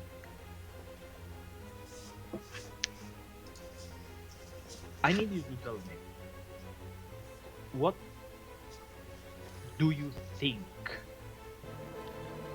As Kaliki? As Celia? Question mark? Are you still Celia?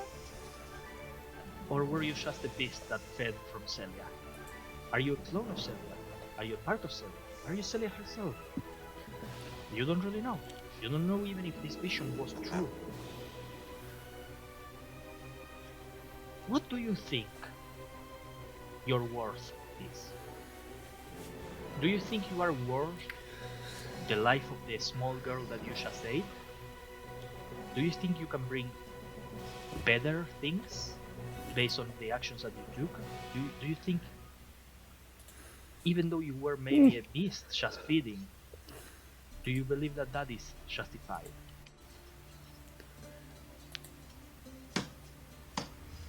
I don't like that you use the word justified so much.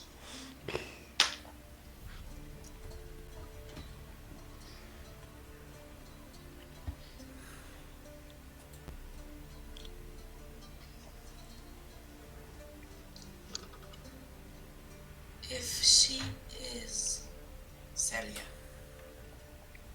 and if that what she knows of Celia and her memories that came back to her or were implanted back into her, she knew that Celia was a descendant of the goddess, of an angel of justice.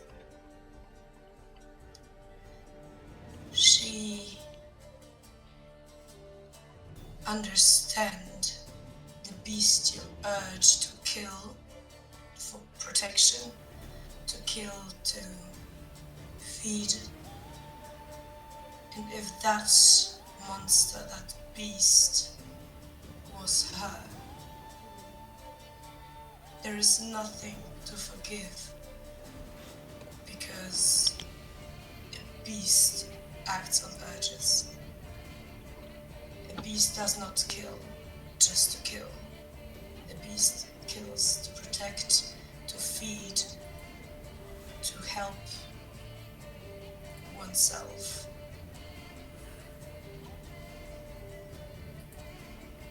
That could have been that girl, that Celia could have been anyone. She could have feasted on Quartal. She could have feasted on Vishar. But she didn't. She feasted on herself. And she would rather have hurt herself or that little girl other than any of her friends. Do you still consider yourself a beast?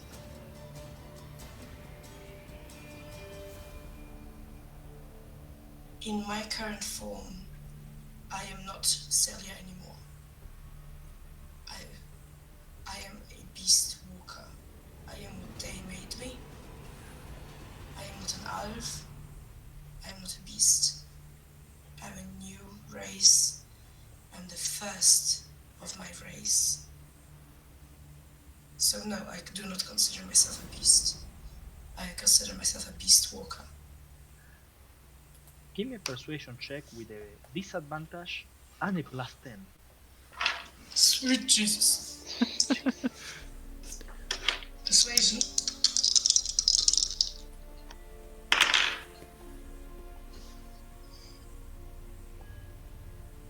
$28. 29.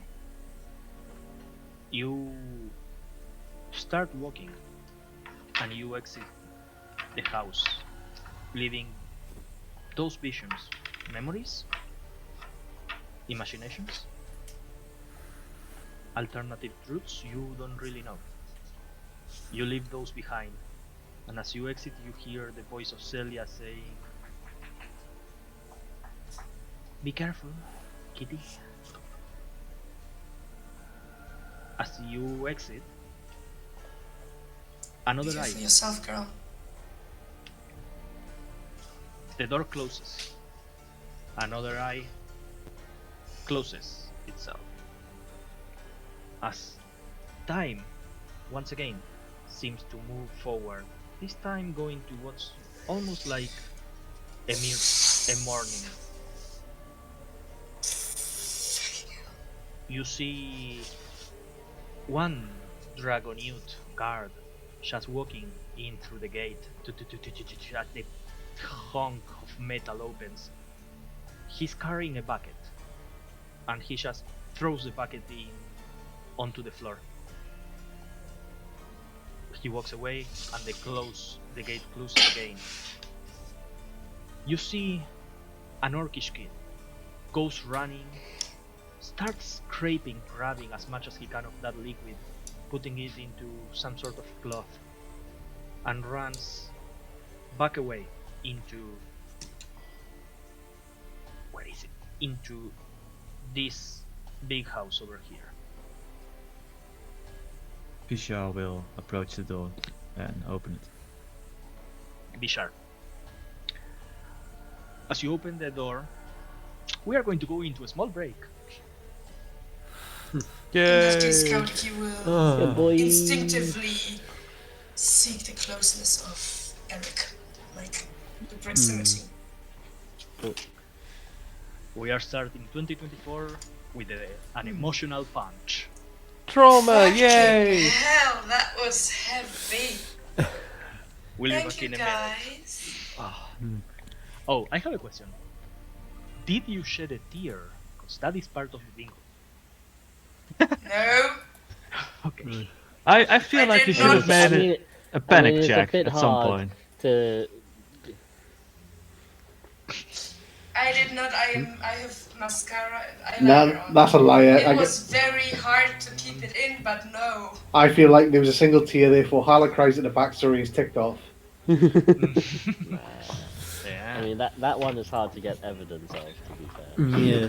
I'll just wait until the Trust. recording in 2 weeks. And play the You wouldn't play see the video shit. I at did. 4K, I fucked off play at my camera. I 1080p. turned off my camera. I'm going to do 4K, I'm going to zoom in. I'm going to actually find a little tear, and then I'm going to have it. To Enhanced, be Jones. fair, We need to see. I had a shitty last month of 2023, so I am allowed to cry. Yeah, so if Oh, you you guys are wanna feel that allowed. now is the time. It's just Yeah. We'll be back in a moment. In the meantime, keep on crying. You guys ready to keep crying? Bring I'm it. not crying, you are crying. Stoner My heart, eyes are mate. sweating. So, be sharp. 2 eyes remain open. You head to the door. This door Oh, sorry. is 1 second. That's my coffee maker turning off. I don't hear it. Oh, then it's fine. So, where was I? You head to the door. This door, similar to all of the others, is made out of just like a plank of wood, salvaged from somewhere. Doesn't really fit perfectly, and it has a carving of fire and 3 smiley faces. I wonder if that could be. Alright. I have a feeling where this is headed. I open the door. I need you to give me a dexterity saving throw as a raging flame comes from inside the house, so almost as if the house itself has been set on fire. Does the exhaustion also apply to saving throws? Yep, everything. Right. Then it's a 16 total. Flames roaring, uncontrollable fire scorching everything. A sea of flame, and inside of the flame you see a couple of black silhouettes, wavy, almost wavy, walking towards you. And 3 bodies fall next to your feet, and one of them goes to like reach with a hand to your leg. You see the faces of a human, a dwarf, and an orc, skin half scorched, completely burned down. The smell of meat roasting flows your sinuses. You hear Telrion. Kill them with fire. That's what you said. Cleanse in the flames. I once had something similar. An epidemic broke out. If not contained, whole worlds could be destroyed. Though our approach was a little bit more subtle, not fire. What do you have to say for yourself?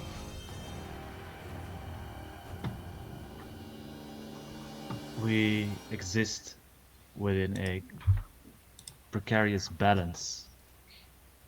The circle of life flows through everything, exists in everything. And I had seen what this disease could do if left unchecked, if allowed to run rampant through society. I had seen how it was basically impossible to treat without killing the subject. If a tree in a forest is sick enough, you remove the tree to save the forest. While I regret that these people had to die, and I feel sorry for the loss that their friends and family felt for them, it was a necessary choice, a hard choice, but the right choice I had to make. I felt no pleasure from doing it, but I would do it again. You did it for a greater good, you say. Yet, you extinguished the embers of life, the possibility of a cure, the possibility of somebody with more expertise of you. People could have come unaided. The plague was contained. What do your friends, the people that uphold your morals and values, think of this act? Starting differently this time, Eric.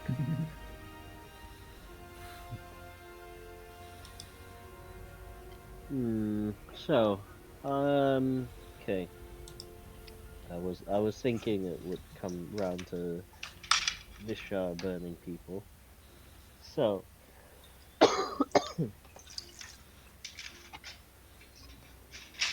Eric would think heavily on it, and we'll say this.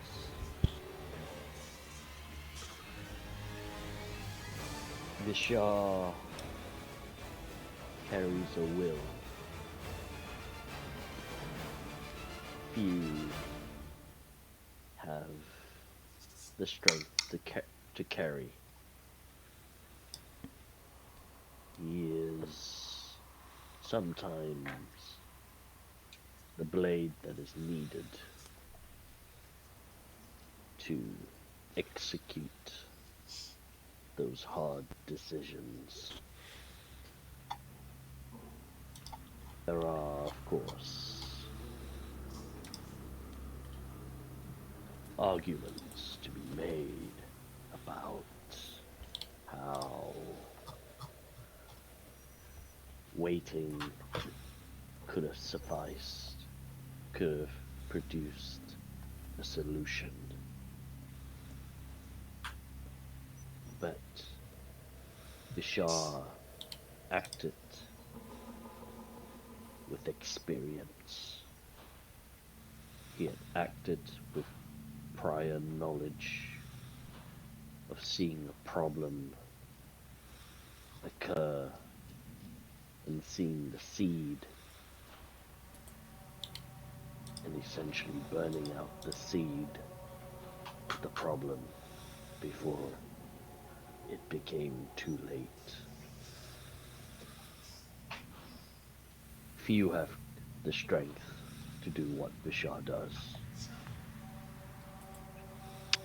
If he was some mass pyromaniac, murderer that takes pleasure in taking the life of people, he would not have stopped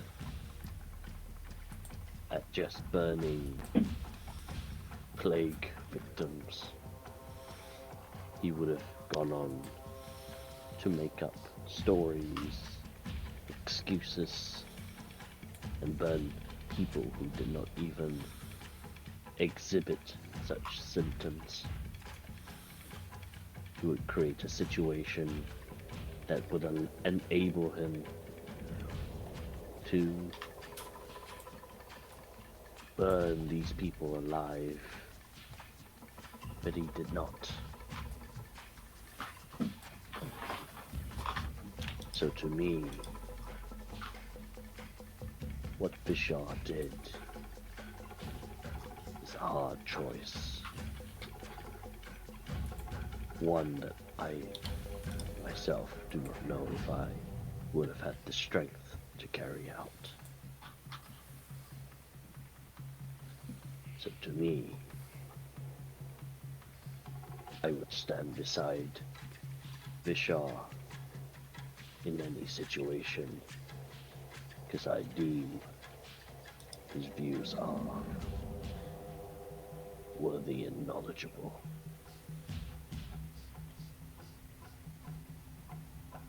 Ephraim. It was a hard decision to make, and at the time we did not fully appreciate all that was going on.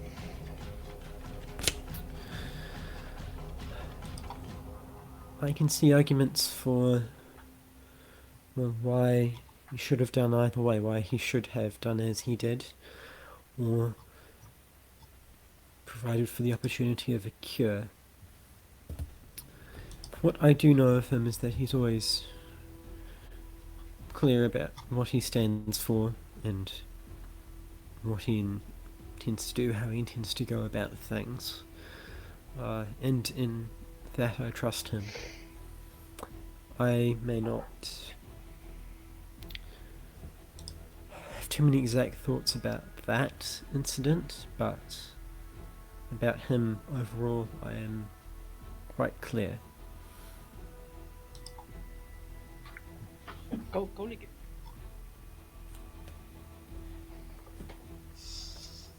As I said at his trial already, I think he's done the right thing. These undead were no longer the friends and the family and friends of people they left behind. They were carrying a disease that Visha recognized and dealt with before it could settle on the inhabited land. He has my trust fully. I trust him with my life.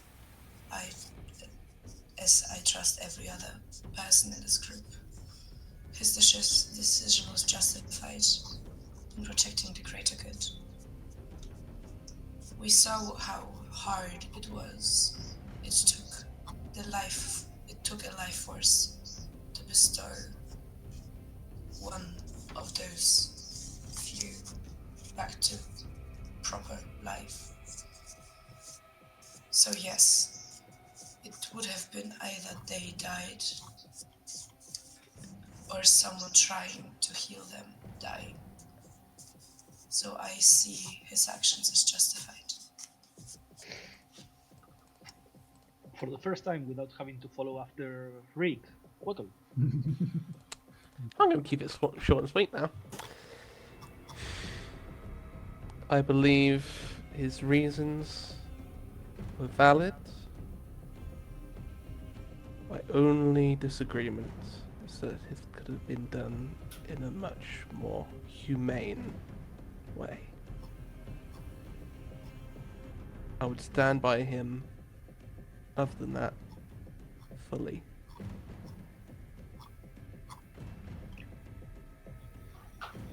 Now, Gravatutalu wasn't present for that moment. So this is the first time that you've learned that the mighty, always high moral ground Bishar burned people to death or undead. you would see just a massive smile on Gabba's face. This is amazing news. I'm going to throw this back in his face. Oh, look. And I kind of look at I'll look at Telerion as I say this. It's very interesting that you would do this, as you know that I'm quite petty, because this is one of the tests, to see if actually we all trust each other, we're all one together. As we walked into this place, we even said, yes, we're all together, we're all going to trust each other. I could throw him under the bus. But we are the idiots. We've gone through crazy. We are the wanderers. We are we changed the idiots. name. We've gone through hell and back. I have watched demons and cardinal demons come into this land, try to attack me, corrupt us. You think I'm gonna have a go at him for like burning some people with just a wall of fire? Get over yourself. I just go to hug Vishal. I give him a big bear hug. Fucking don't worry. And then I kind of whisper in his ear, "You ever fucking have a go at me, bitch." What did you say? Ever balrog me? If you ever have a go at me, bitch. I like the other one. If you ball run me, bitch. Yeah. Vishal will just smile and hug you back. A rare Vishal hug. You earned it. It appears bonds created through fire have burned deep into you. It appears, though hasty and judged by it, your actions have been accepted and understood by your companions. Do you believe this was the correct course of action? That was the whole point. No, I'm sorry. No. Yes.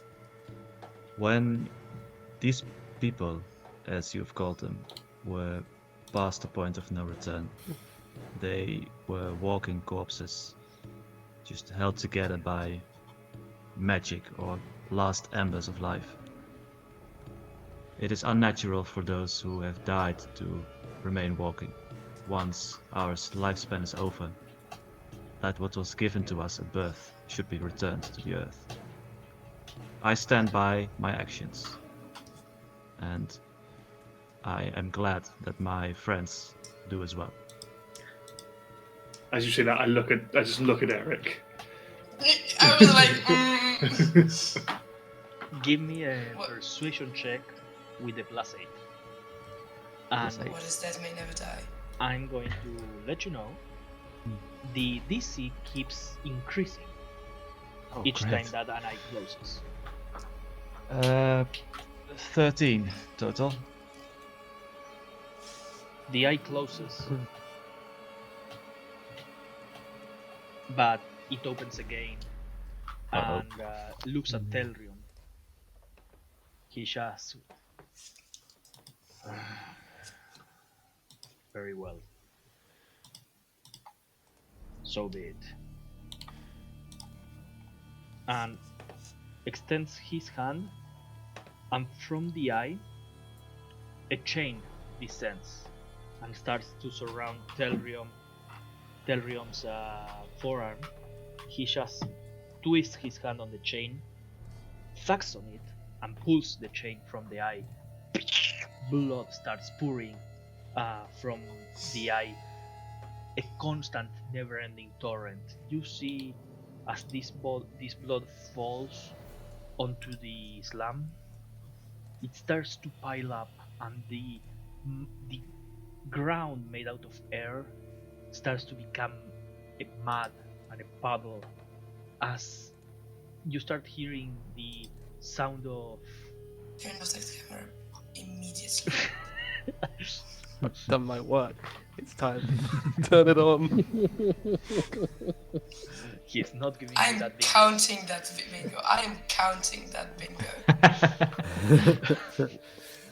As you all hear the sound of heavy rain start to pour,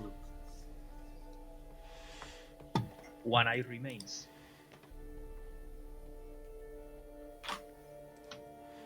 Two more doors unopened. Two more houses from where noise comes. One over here. The other.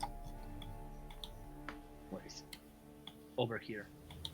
I pat Ephraim on the back and I just go, well, looks like someone else has committed murders. I just kind of like, you just feel a little pressure nudge to walk you towards the door.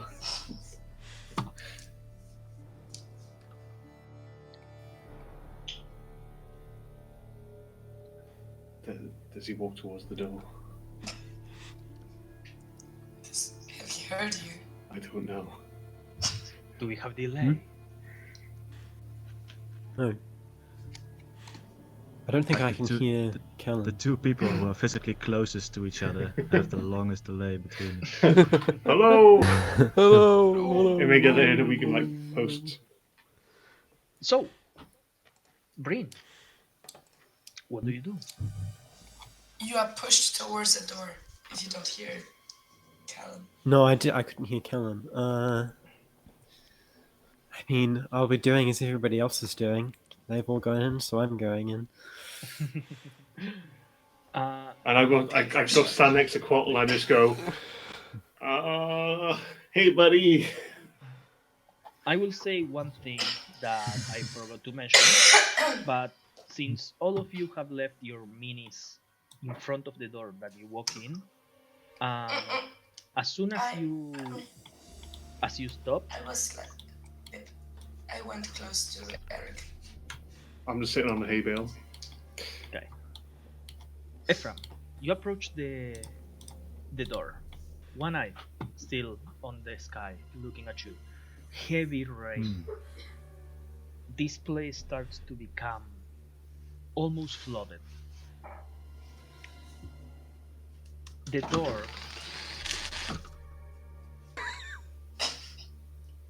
Somebody playing with a screwdriver? Very scratchy door. Somebody's playing with a desk. The door sticks a bit. You have to really screw it open. And it's actually a very fitting noise because from inside the door you hear tuk tuk tuk, like the clamoring of tools hitting against wood. And you hear a loud crash as if something fell from a high cubby or something. The door is carved with a single explosion.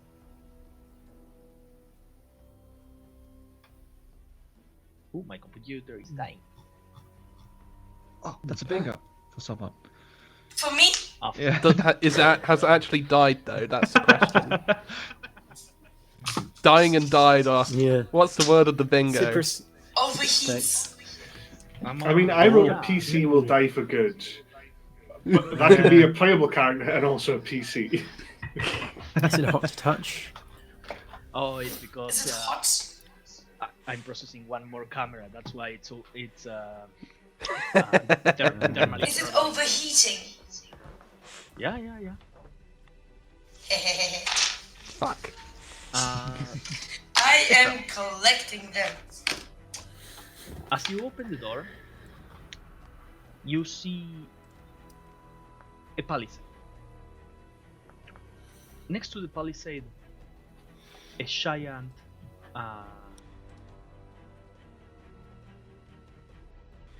mounted. It's not a. I can't find the word. What do you call when it's like a crossbow but large? A ballista. Ballista. Ballista. Yeah. There's a ballista hastily made, not properly tested. You see running through the fields dozens, hundreds of corpses. One giant corpse made out of the amalgamation of mutated pieces of different corpses that have joined to create what looks like a giant. A dwarf goes to mount the ballista. Telrium looks at you. Sometimes, even the purest of us, even the ones that harbor no ill intent, can cause tragedies. The dwarf fires the ballista. Failing, the rope that tenses falls and slashes his eyes. The dwarf falls to the ground, almost crawling, face completely covered in blood and blinded.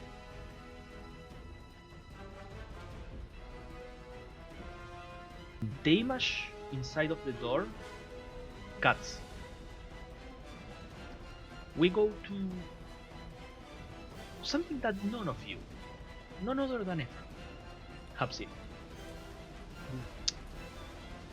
Some sort of factory.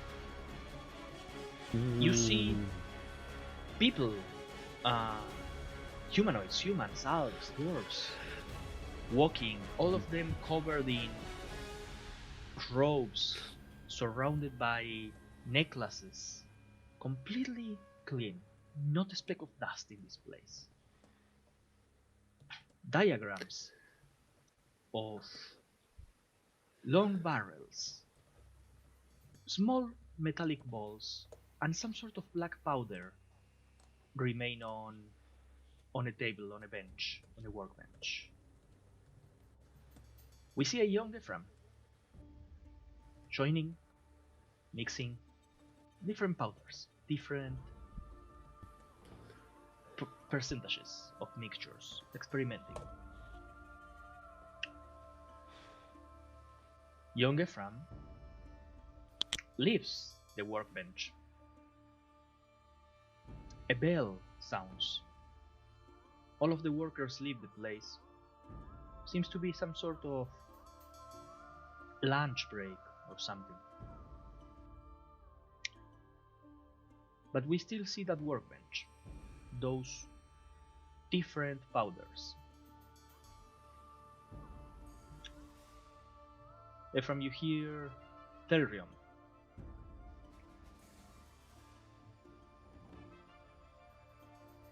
Throughout the centuries of wars that they fought, the lives I took were many, but the lives that were taken by my tactics, my inventions, were greater. One does not have to be directly involved in order to become stained by blood. Sometimes, just a mere idea, the mere thought, could bring a storm, could bring an explosion. Sometimes, intelligence could become a sin, could become the new demon to engulf a whole civilization.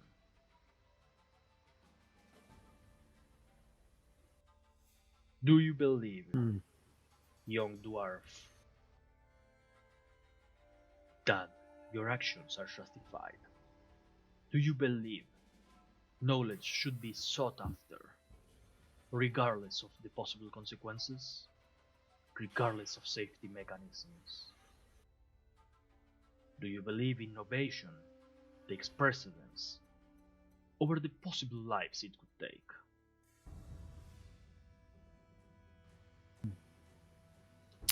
I sort of turn and look around at the workshop, this place, all the people I knew, all the activity. Just absorb it for a moment. When I look at this place, well, when I was in this place, I suppose none of that really occurred to us, or at least to me, not Not immediately, not in the daily work of working on this thing or another. Powder was powder. Non-military invention was the same as, I suppose, a gun, something like that. I suppose maybe that made it easier. Maybe I should have thought about this. Maybe I should have looked. But when I think back, when I see this environment, I see the opportunity. I see all that it was, the creativity, the pure possibility of invention.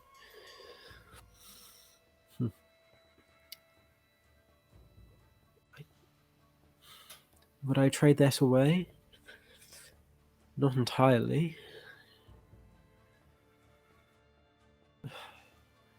It's almost as if I've begun living in a completely different world these past few months. Having seen, well, more than I ever saw in my old life, even if I did see quite a lot in its own way there.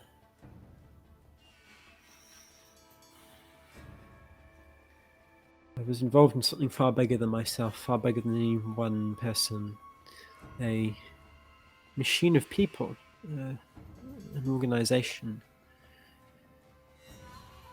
I had an understanding of what it did, but I was not really directly too concerned by it.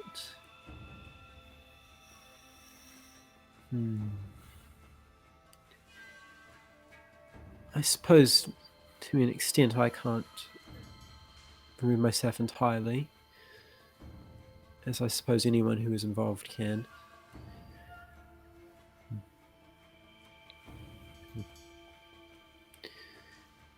Any cost is too much when there are other, more important principles. Unfortunately, sometimes one of those principles can be passion, and that's a hard thing to give up. The seek of knowledge, the hunger for innovation. Tell me, architect, do you believe this seek, this hunger of knowledge, of innovation, could prove useful in the end? Or do you think it is the harbinger of a new storm, of a new doom, arming the peasants, arming the lower orcs, the ones that could not defend themselves? Sure, it allowed us to escape the enslavement of the Dragon Youth, but it was also the reason that so many lives were lost. So many people that could not be ravaged by the fires of war were drawn to this madness. Innovation is not wrong in itself. Innovation in weapons, down the line, could endanger the lives of children, babies, that could not have seen the battlefield. It was not meant for them. So I ask you again, architect, do you believe this is justified?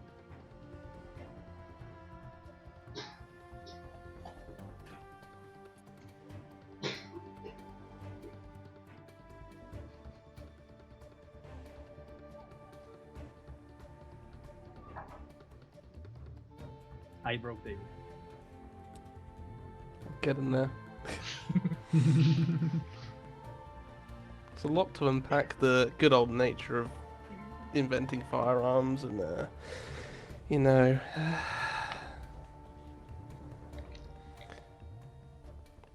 For me, innovation protects it. However, couldn't I be as guilty for designing the spaces that they possibly could have made these weapons in, how far back do you go to see the one, to blame the one?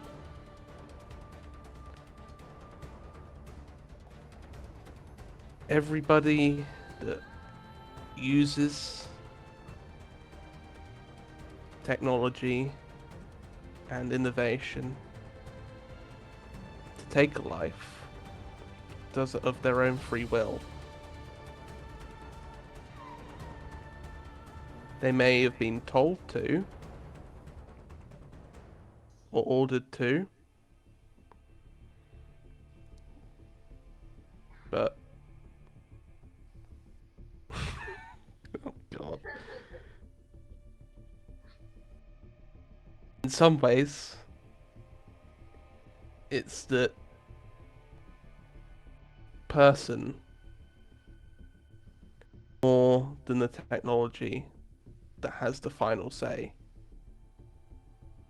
So, should we blame Ephraim for what he did?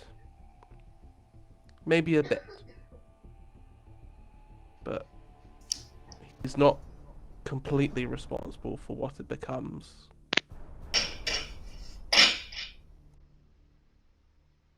Eric.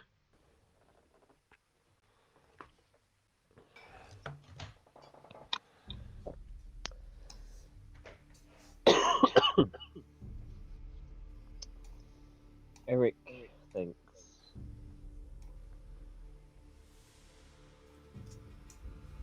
should the first blacksmith be blamed for the design of the blade? Should the first person who picked up a wooden club and used it as a weapon be blamed? These moments when the designs, the innovations of weapons came, undoubtedly some came because of the need to defend yourself. And then the wish to share the knowledge is to defend, give others the choice, the chance to defend themselves, where strength is perhaps not always there. The mere presence of a blade can deter further bloodshed.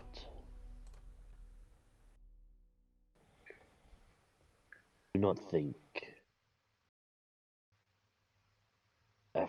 the mere innovation of a singular invention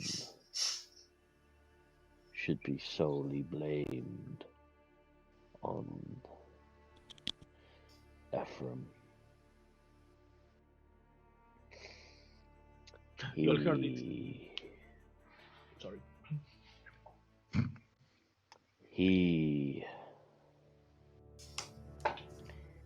He, of course, came up with the idea. He was part of a larger, grander scheme.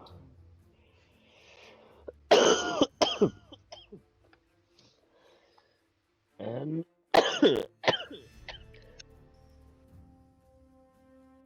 Oh dear. sorry. So, I would say the pursuit of knowledge is dangerous. Eric hefts his blade up with the giant's rune. But it is not the weapon that kills people. It is people who kill people. It is the force behind the weapon that kills it. So, I do not think that the mere invention of a weapon is something to be blamed upon. It is the intention that is used behind it. I believe that there is no good or evil, only thinking makes it so. Bishar. Jason stole half of my lines. Hey, boy! Alright. Ephraim, to me, is somebody who is filled with intelligence, creativity, curiosity. And I have seen him time and time again try to apply those skills of his to better those around him, to create defenses, to enhance food or medicine, to improve the living conditions of those around him. He may have invented something that proved to be dangerous in the end, but the actions of another cannot be blamed on him. The sins of those who are using his invention are not his to bear. And to act like they are is to absolve those of their sins through no action of their own. Maybe some could say that Ephraim made mistakes in his past. Personally, I don't think so. But if anybody is capable of learning from his mistakes, then it will be him. Kauliki. Fucking hell.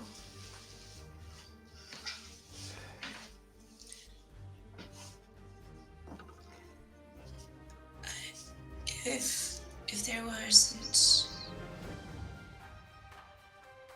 a sense of wonder, a sense of exploring,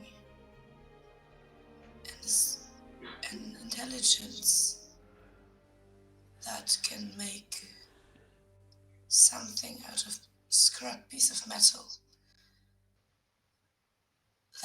then there wouldn't be progress in this world.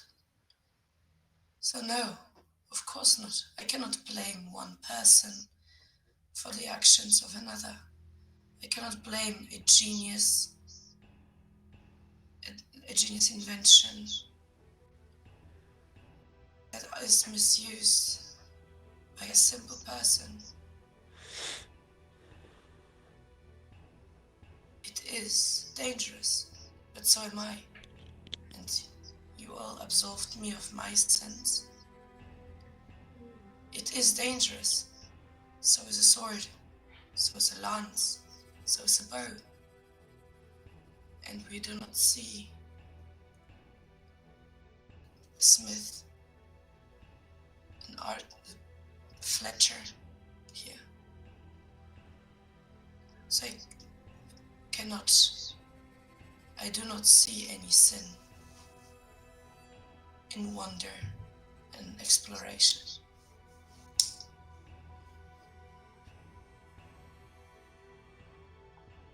Gava. Gava's just kicking her feet. She's realised that this is all just a thing to try and turn us against each other. Well, that's her thinking, that this is just a thing to turn us against each other, knowing that what's going to come up next is not going to be pretty. So she just goes, thumbs up the time around, going, "Yeah, he my guy."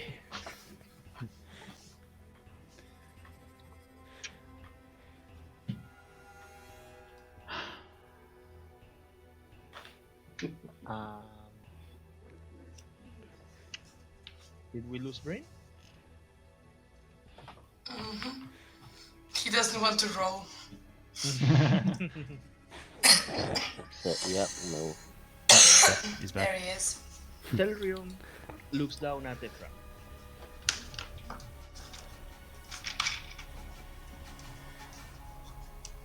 Strides violence, desire for self-protection, for growth. This has been the law of the world, the law of the universe. Ever since the... I need everybody to make a wisdom saving throw, DC 20. Yep. Oh, Everybody. Oh no. I don't actually think I can make it. I actually can't make that. How come mine is- You know what? I'm going to use a sorcery point to re-roll that one I because I can want do to that see what happens. too. Wisdom save, you said? You Still flash doesn't a matter. genius.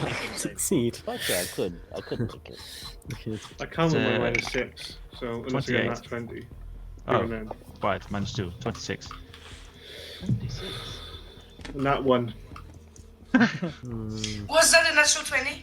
No, it it wasn't. was a 19. And that one for -5. Anybody else Oh, other than Bishar got over a 20? 21. Wait a second. 20? That is cocked. Oh, I wasn't expecting Ephraim to succeed this.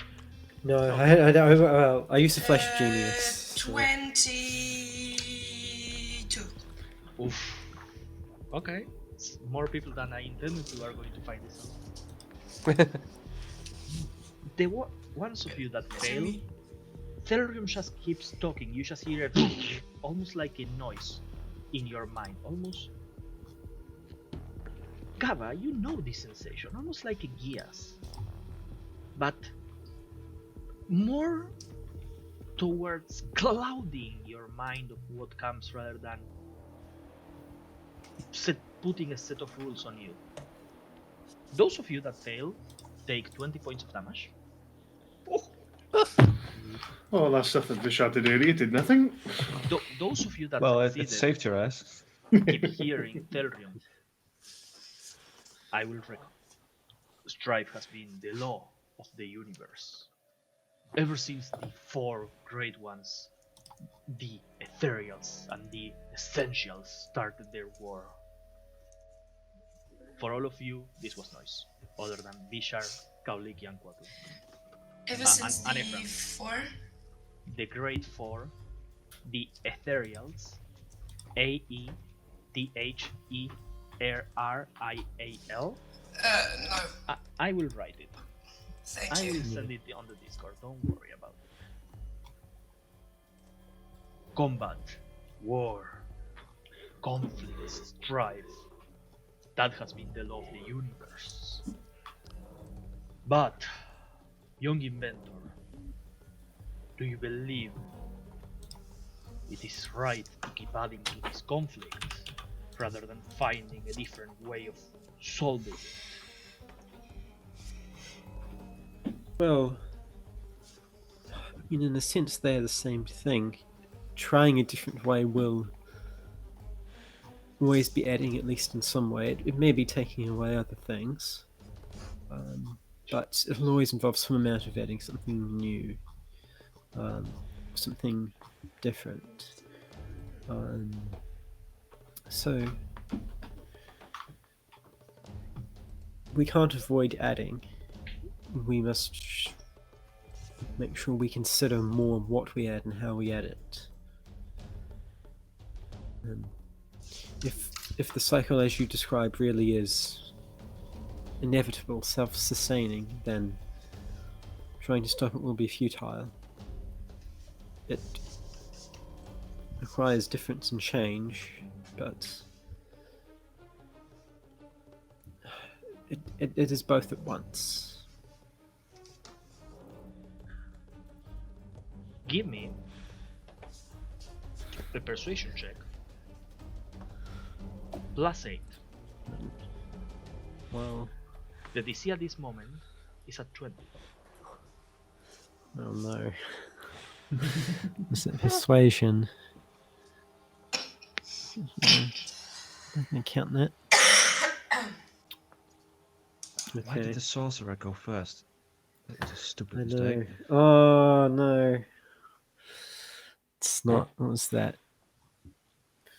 14? He just sighs and... Very well. The sorcerer didn't go first. The eternal conflict shall continue then. We have another sorcerer on the line. He points to the eye blinks, and you see from the eye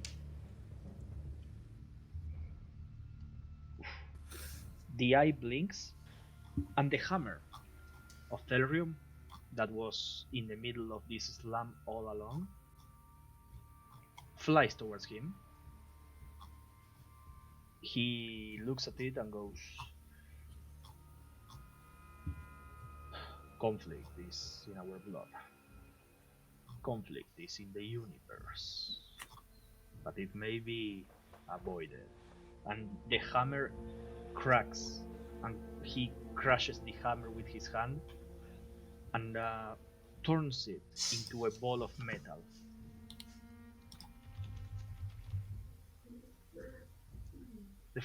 The eyes in the sky are no longer, but the biggest house of this, the door itself, has an eye carved on it.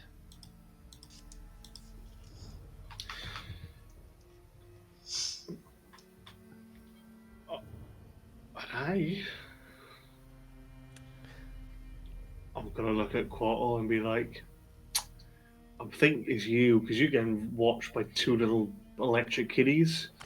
I don't think it's me.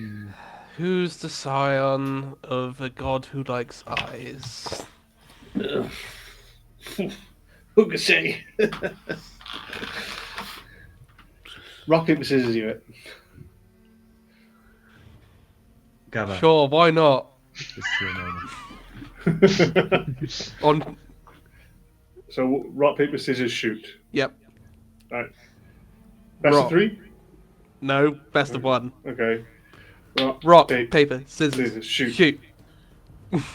Okay. Wait. Can I use a cosmic omen, which is basically me being slightly not the word where you can see in the future. What's the word again? Psychic? Psychic. To have like hints towards Quattle behind Gabba's back, which symbol he should throw up to win. Sure. I can't I will believe this. do exactly that. Normally I can subtract a d6 from a roll with the type I have today, but it's a bit rule bending. Yeah. You can only play rock. Okay. Alright.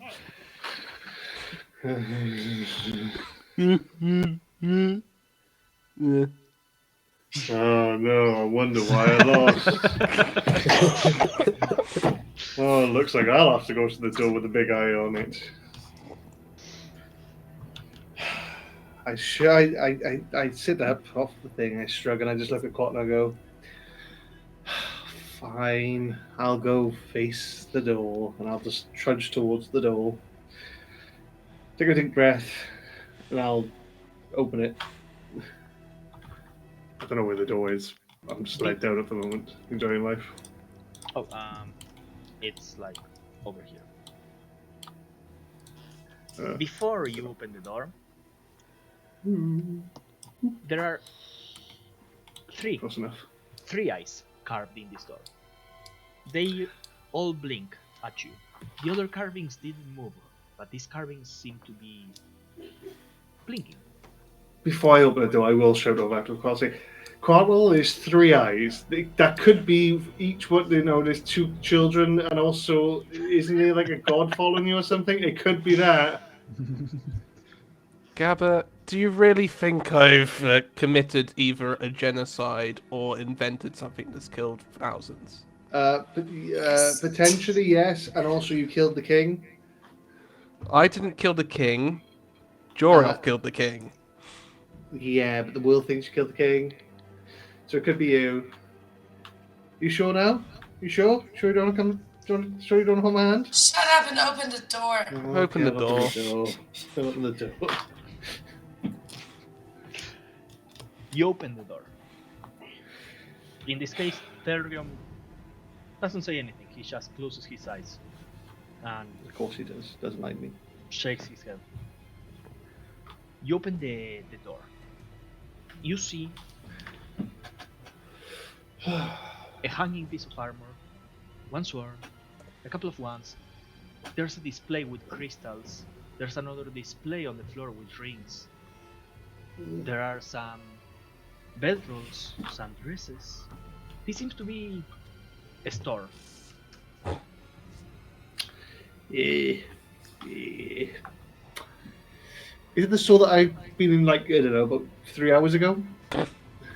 From behind you, Thuras comes walking and slaps your ass and walks next to you, grabbing your hand and walking into the inside of the house. And she goes, "Come on, you little pussy, let's do some shopping." She's looking at you and grabbing Is you, that the future? grabbing you by Christmas the past. arm. I guess I won't resist. You want to resist? Okay. No, I won't resist. I'm not fucking Thuras. No one is having that on their bingo cards. I do have Turas is getting lucky. I don't care if she's getting lucky. I will murder her again. Thuras walks with you inside of the store, and you see there's a dwarf that comes walking from behind one of the counters. "Oh, such a lovely pair! You are such a lovely couple, my darlings. Are you looking for engagement rings today?" No. And you see Thuras looks at you, slaps your ass and says, "Stop being shy, you silly girl." Yes, No. we are no. getting married. Unless you're no. Unless you engage into me, no. Well, she wants to tell the story. No. And you see the dwarf goes, No. the dwarf goes, "Oh yes, I love a newlywed story." You see the eye of the dwarf that were green and black. As they start, the white part of the eye starts to become black too. Thuras goes, "Oh, it's such a lovely story. We were actually adventurers running together, unknown lands, fighting for our lives. This one was a feisty one. You see, I tried to get away, said that the danger was too much for my people. This one wanted to stay. She was there. She was right. So smart, my little girl, to stay. I tried to come back to her. The danger was too big. But as I was about to reach my ends meet, no more energy fall to the ground. I look up and who do I see? And she goes to grab your cheek and pinch you. Oh, my little lovely Tuta. But she didn't carry me in her arms. Instead, she hit me with a hammer. Actually, it wasn't a hammer. It was my bracer. I jabbed her in the eye. Oh, she remembers. She never remembers the story, you see, this silly one. Oh, shit, I just wanted to kill her there. She Yeah, hit me with a okay. chain to my face. Started strangling me on the floor. Very feisty since the first day.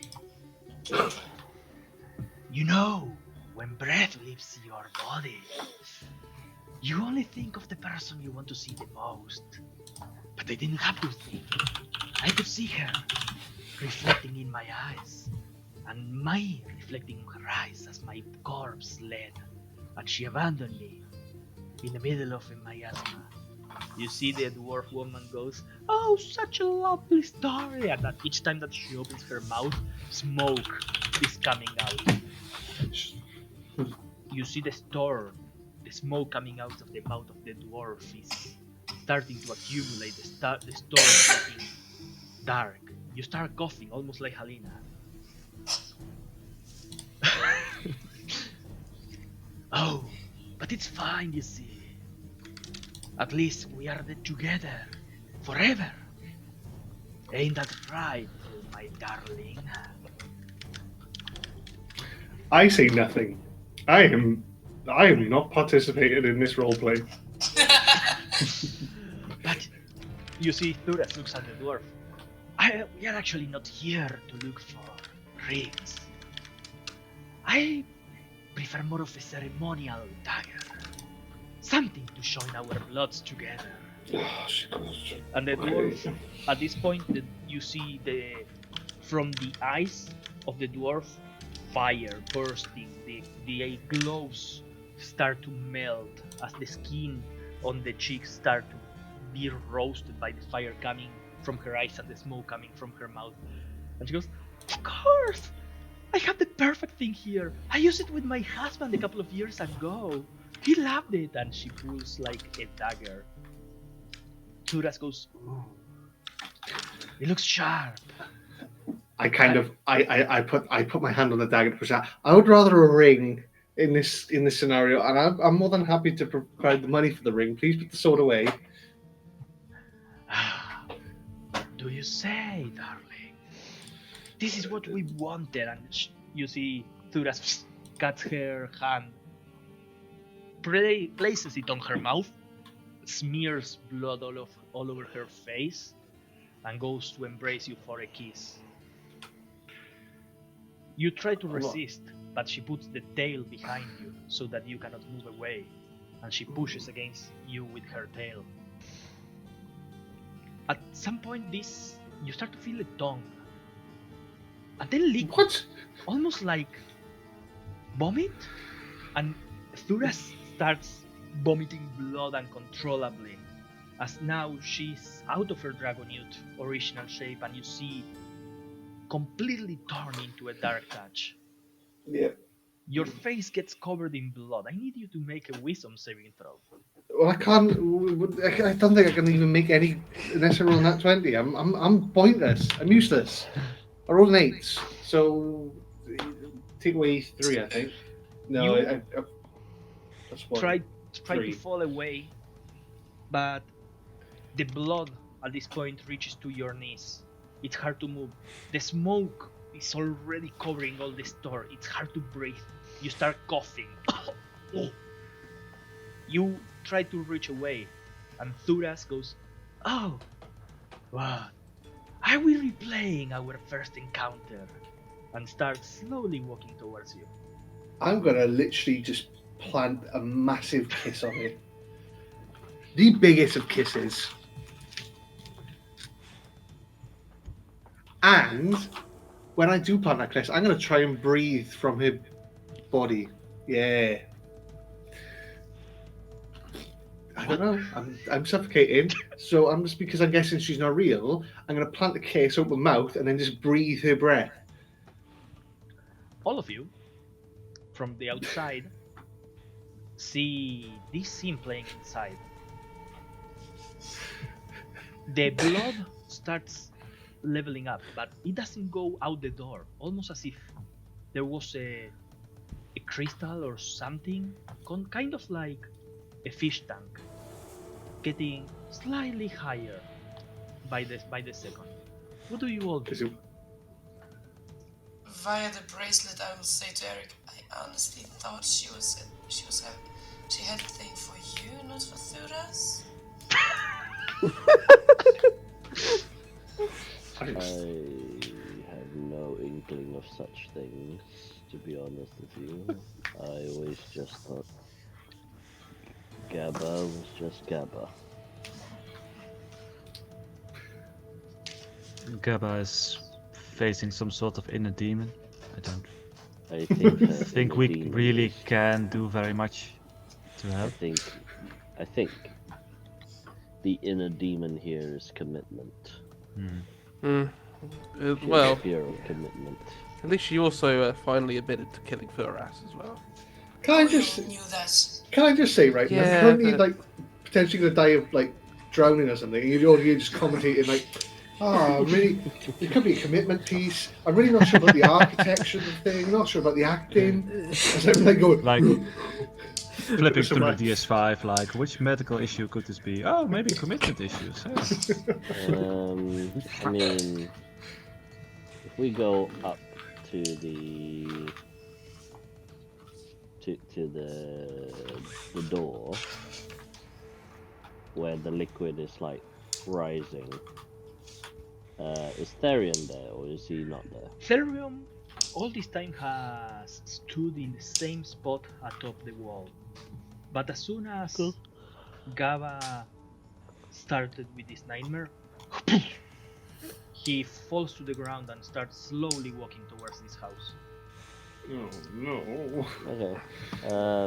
Let the dead Can I hero put handle my- it. Yeah, It's I was almost gonna say. like touching a crystal. You can see through it, Hmm, but you cannot go through it. okay.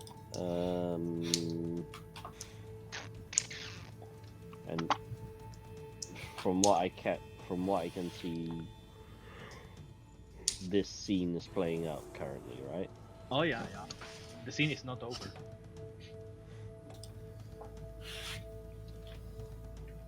Can I?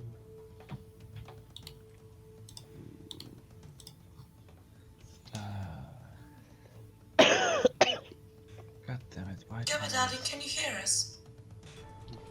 I'm just trying to think. Can I hear? I don't believe I can hear. I'm currently also just trying to breathe through a dark touch's mouth. I'm just planted like this. I'm casting guidance at Gaba Calm. to help her. Yes. You cannot touch Gaba. I don't need to because of evolved cantrips. It now has a range. Another great homebrew rule. Gaba, you feel the. It's been a long while. Can you remind me, Rick, how does guidance work? How does guidance look for Bishar? Ooh, I think the constellations on his body flare up momentarily, and like a small puff of white and blue light extends from his head down his arm to his hand and towards Gaba, and just lingers around her for as long as my concentration lasts or the spell ends. You feel that, and as you are trying to breathe from inside Thura's mouth, you feel a teeth biting on your lip, and she starts to bite and pulls back, taking like a chunk of your skin. She goes, "Oh, darling, we've come to the point where we like to be public." The dwarf goes, "Oh yes, I remember that point. It was after I stabbed him with the dagger. He was so shy." Yes. But now that I remember, my darling Tuta is not a fan of knives. She prefers hammers. Things heavy. That's why we use chains when we are together. And you like chains, don't you, darling? And from her mouth, a chain starts to creep. Oh, that is vile. Yeah, I'm gonna try something. I'm gonna cast Dream on Gabba. Ooh. Doesn't she have to be asleep? Well, you said nightmare, so I'm going to switch guidance to resistance, actually. I dig it. Quote, you cast your guidance. Tell me how it looks like as Telrium is walking past all of you and stepping into the blood, starting to walk inside the house. So this is the first time that I've used the mask. So I don't Wild know. magic. So I possibly think like a cloud starts to like form like a dream cloud or something and just whizzes towards the house and just heads straight through that barrier and into there. Do the wild magic. What's the worst that can happen?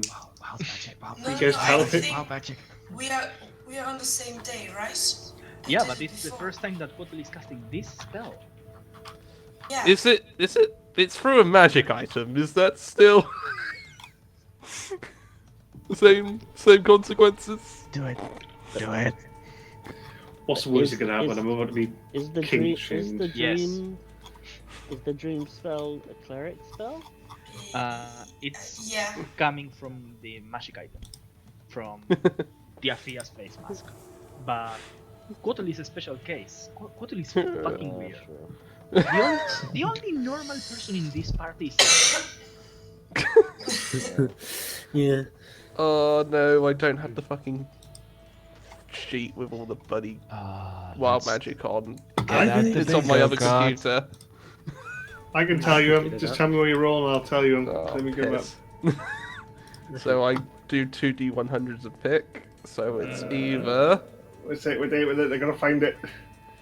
50 or 62. Oh, it's not that one. Where the hell's it? You swap with the target. Oh, that would be amazing. that would be That would- lovely. Please no. Where the fuck is that? Oh, there, magical mishap. Okay. Right. So was it? Sorry, it was 50. Or 62.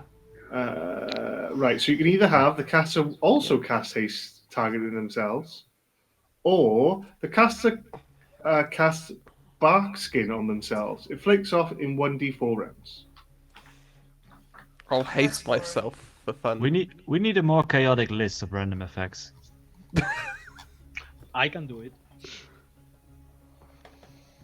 Alright. Dream. So you get haste. There you go. I am a Now. speed stream turtle.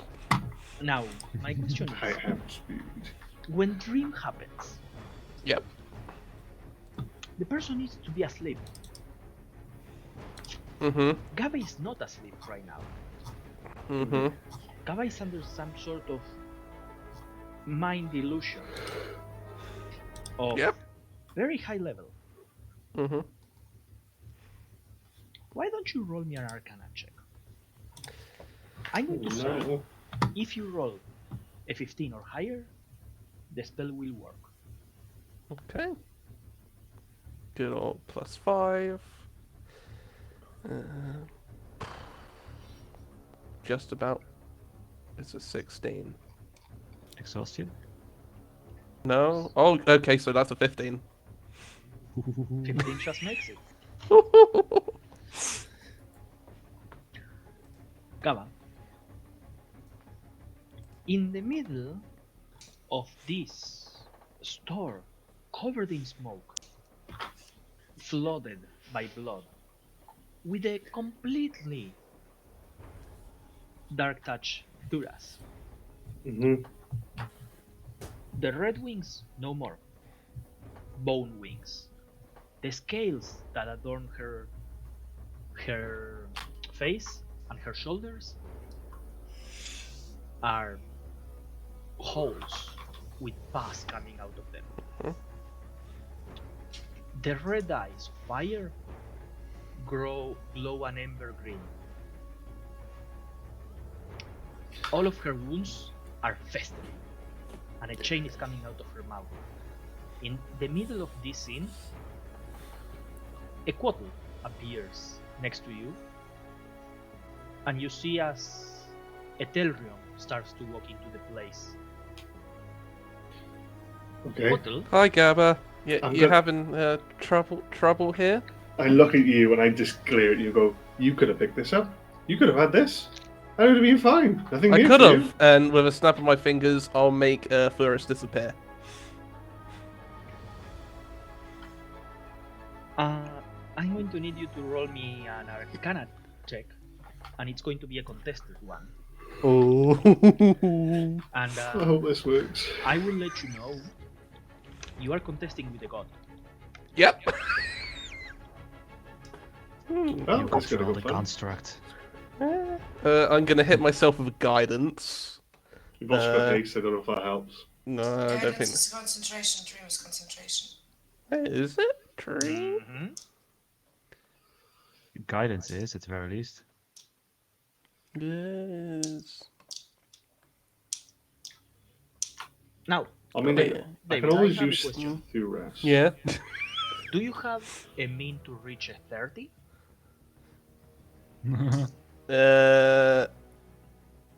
I can on a natural 20. Roll the dice. You have a reroll. It's not just Even with once per exhaustion? Or you're stuck at 29 then. I'm trying to think of Oh something. no, with the exhaustion, I'm stuck at 29. Still roll. Still roll. You were going to roll 20 right now, I'm telling you. Well, I failed the first one, so I won't waste the With the, sorcery point to do it again. I could do something to help. I could do something. I have things. Please don't let me die. Kotul clasps his hands, and from Tura's mouth, a second chain starts appearing Nope. as she just jumps on top of you. And Me? yep, and she's holding you by the shoulders, and chains start to like go around your face, almost Can like, I and hold you by the back of your head and start pulling you up. She's going for a kiss. Yes. can I grab the chains and just go for a headbutt? Can I try something? Seeing her leap, I would like to cast Hold Person on her in mid-flight. And I still want to go for the headbutt. Martin? Hmm. Let me think. Okay. I You don't know cast what I Hold need to do. Person. Does a 17 pass? Fucking hell, yes. Oof. Jumps on top of you. Headbutt. Sorry. Chains Oh. skulking next to you. You feel a heavy footstep next to your face. Blood is almost up to your chest at this point. In that Headbutt. case, I am thaumaturgying her face with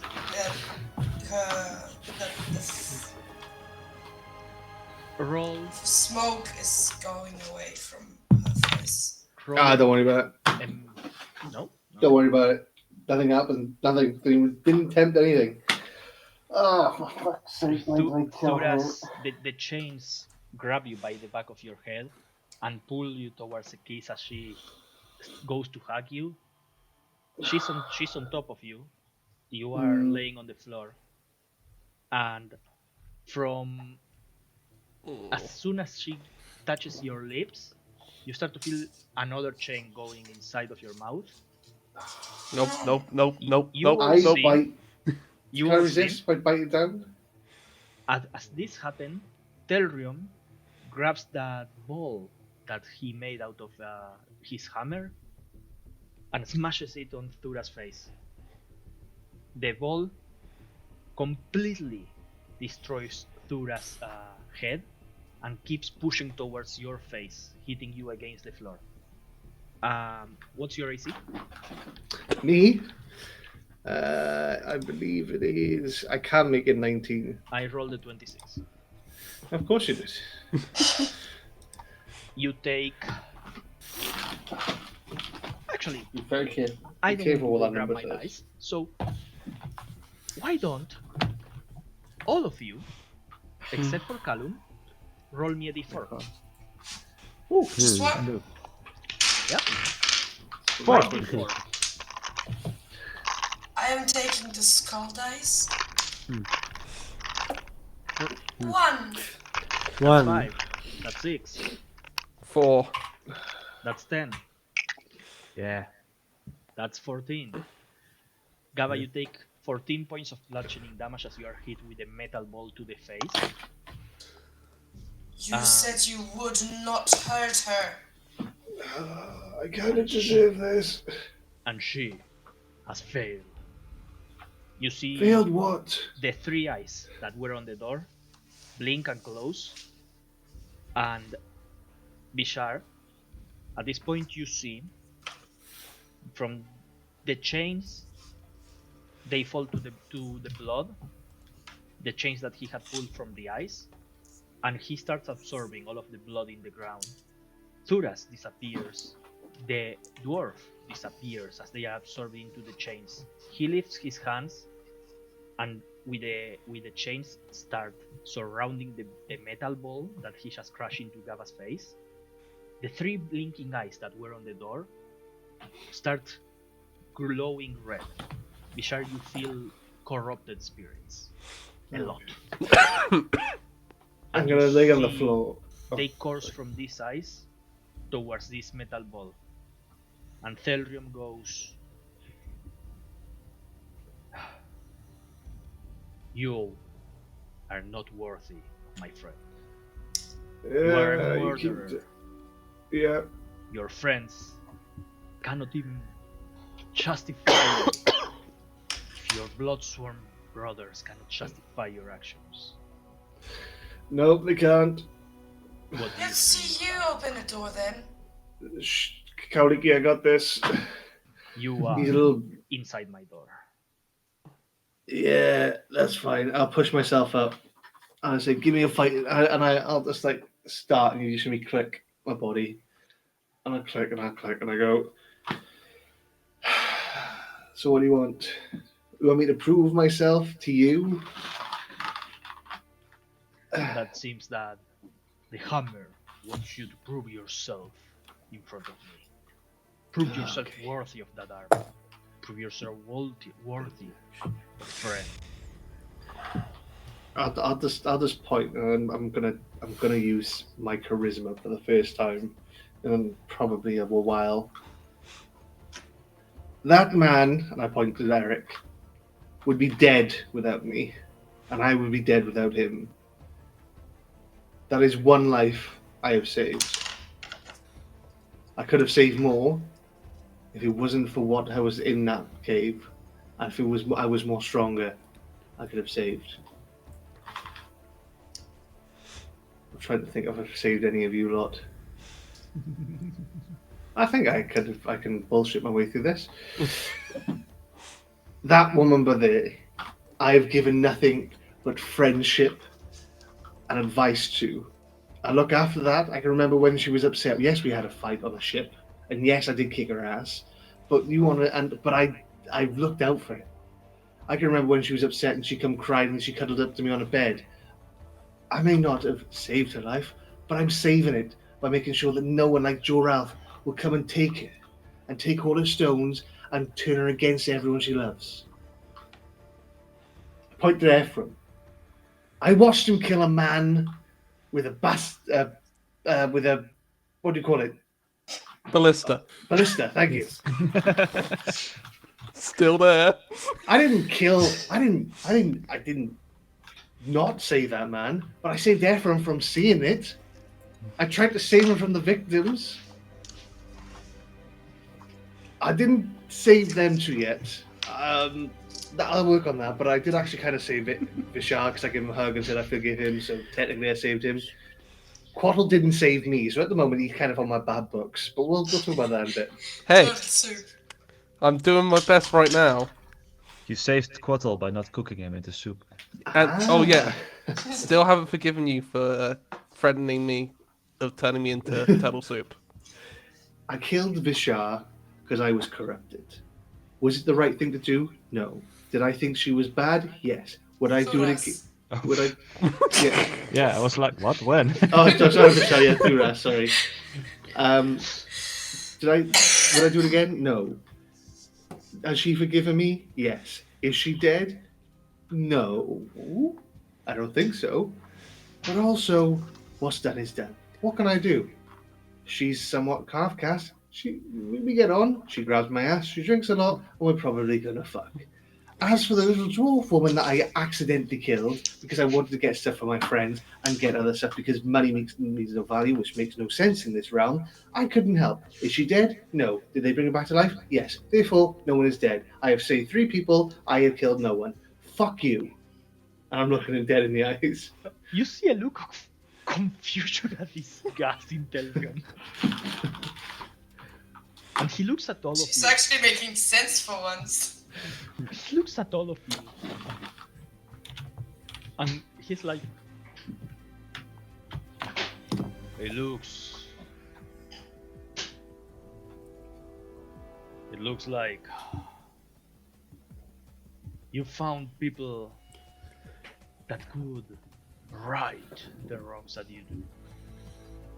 You are too And I pointed- dangerous.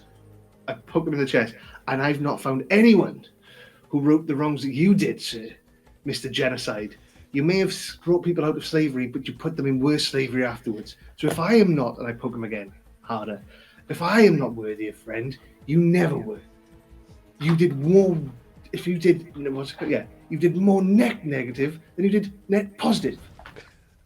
Bitch. Telrion looks at all of you. Give me a persuasion question mark. I can't do any roll. You're only asking me to roll. I can't roll anything high. Intimidation, deception, I don't even know at this point.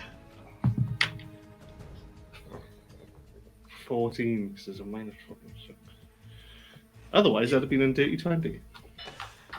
It looks like you may have salvation, but you still haven't proven that you are worth your friend. Your synchronization rate is too low. You cannot even bring out the true potential.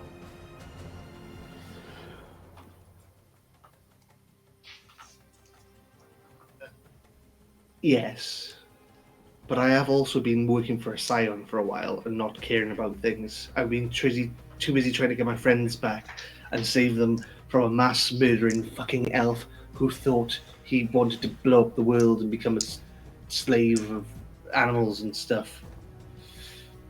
I think that's more important than making sure that friend was sinking that rise with me. I was putting my friends above myself for a change.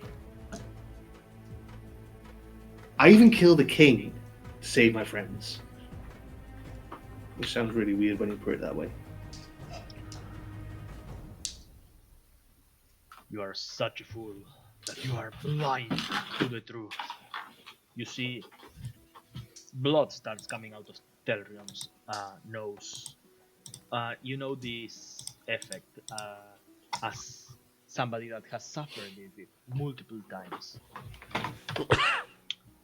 And I shall remedy your fullness and take over what was once mine again. And he will strike you with a metal ball, and we are going to finish here and roll initiative. Before we roll, Next episode. is Talrion trying to possess Gabba by any chance? I don't know. Well, I'm going to take that as a mark for my bingo sheet. 'Cause I believe he is. Are we ending on a cliffhanger? I'm Yes. going to attack Gaba Tutalu, and then we are leaving in a cliffhanger for next game. We will start by rolling initiative. I just wanted to just... Dream Cottle's going to jump in the way to try and block it. I See really, what that does. I really need you to block it. This is a surprise attack. So that's a 26 hit, Of course it hits. and that's a 18 hit. Again. My chains are not working. My pauldron. Yeah. Oh. Can't you make it 19, you said? No, because I could make it 19, but my chains are not working because friends doing something. Okay. So, in that case, you are going to take 3d8. One of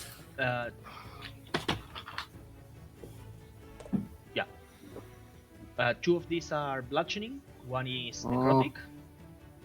Well, I can half these, except the necrotic. You take 11 points of Are you damage. raging? I'm not raging, ignore me. Ugh. You take 3 points of damage, and I need you to make a strength saving throw to avoid being pushed away 10 feet. You say you roll 3d8 and you've only rolled 3. 11. Oh. 3, 3, and 5. Okay. You know, she's not raging, so... Yeah. Sorry, I'm just calculating it because I'm doing it all on a piece of pen and paper. And what was the next one? Rolled a, sorry. A Strength. strength saving throw. I rolled a 3 for a -3. But you have some pluses to this. Well, it's -1, so I'm +8 strength. -6 is +1. Actually, would have been a 4.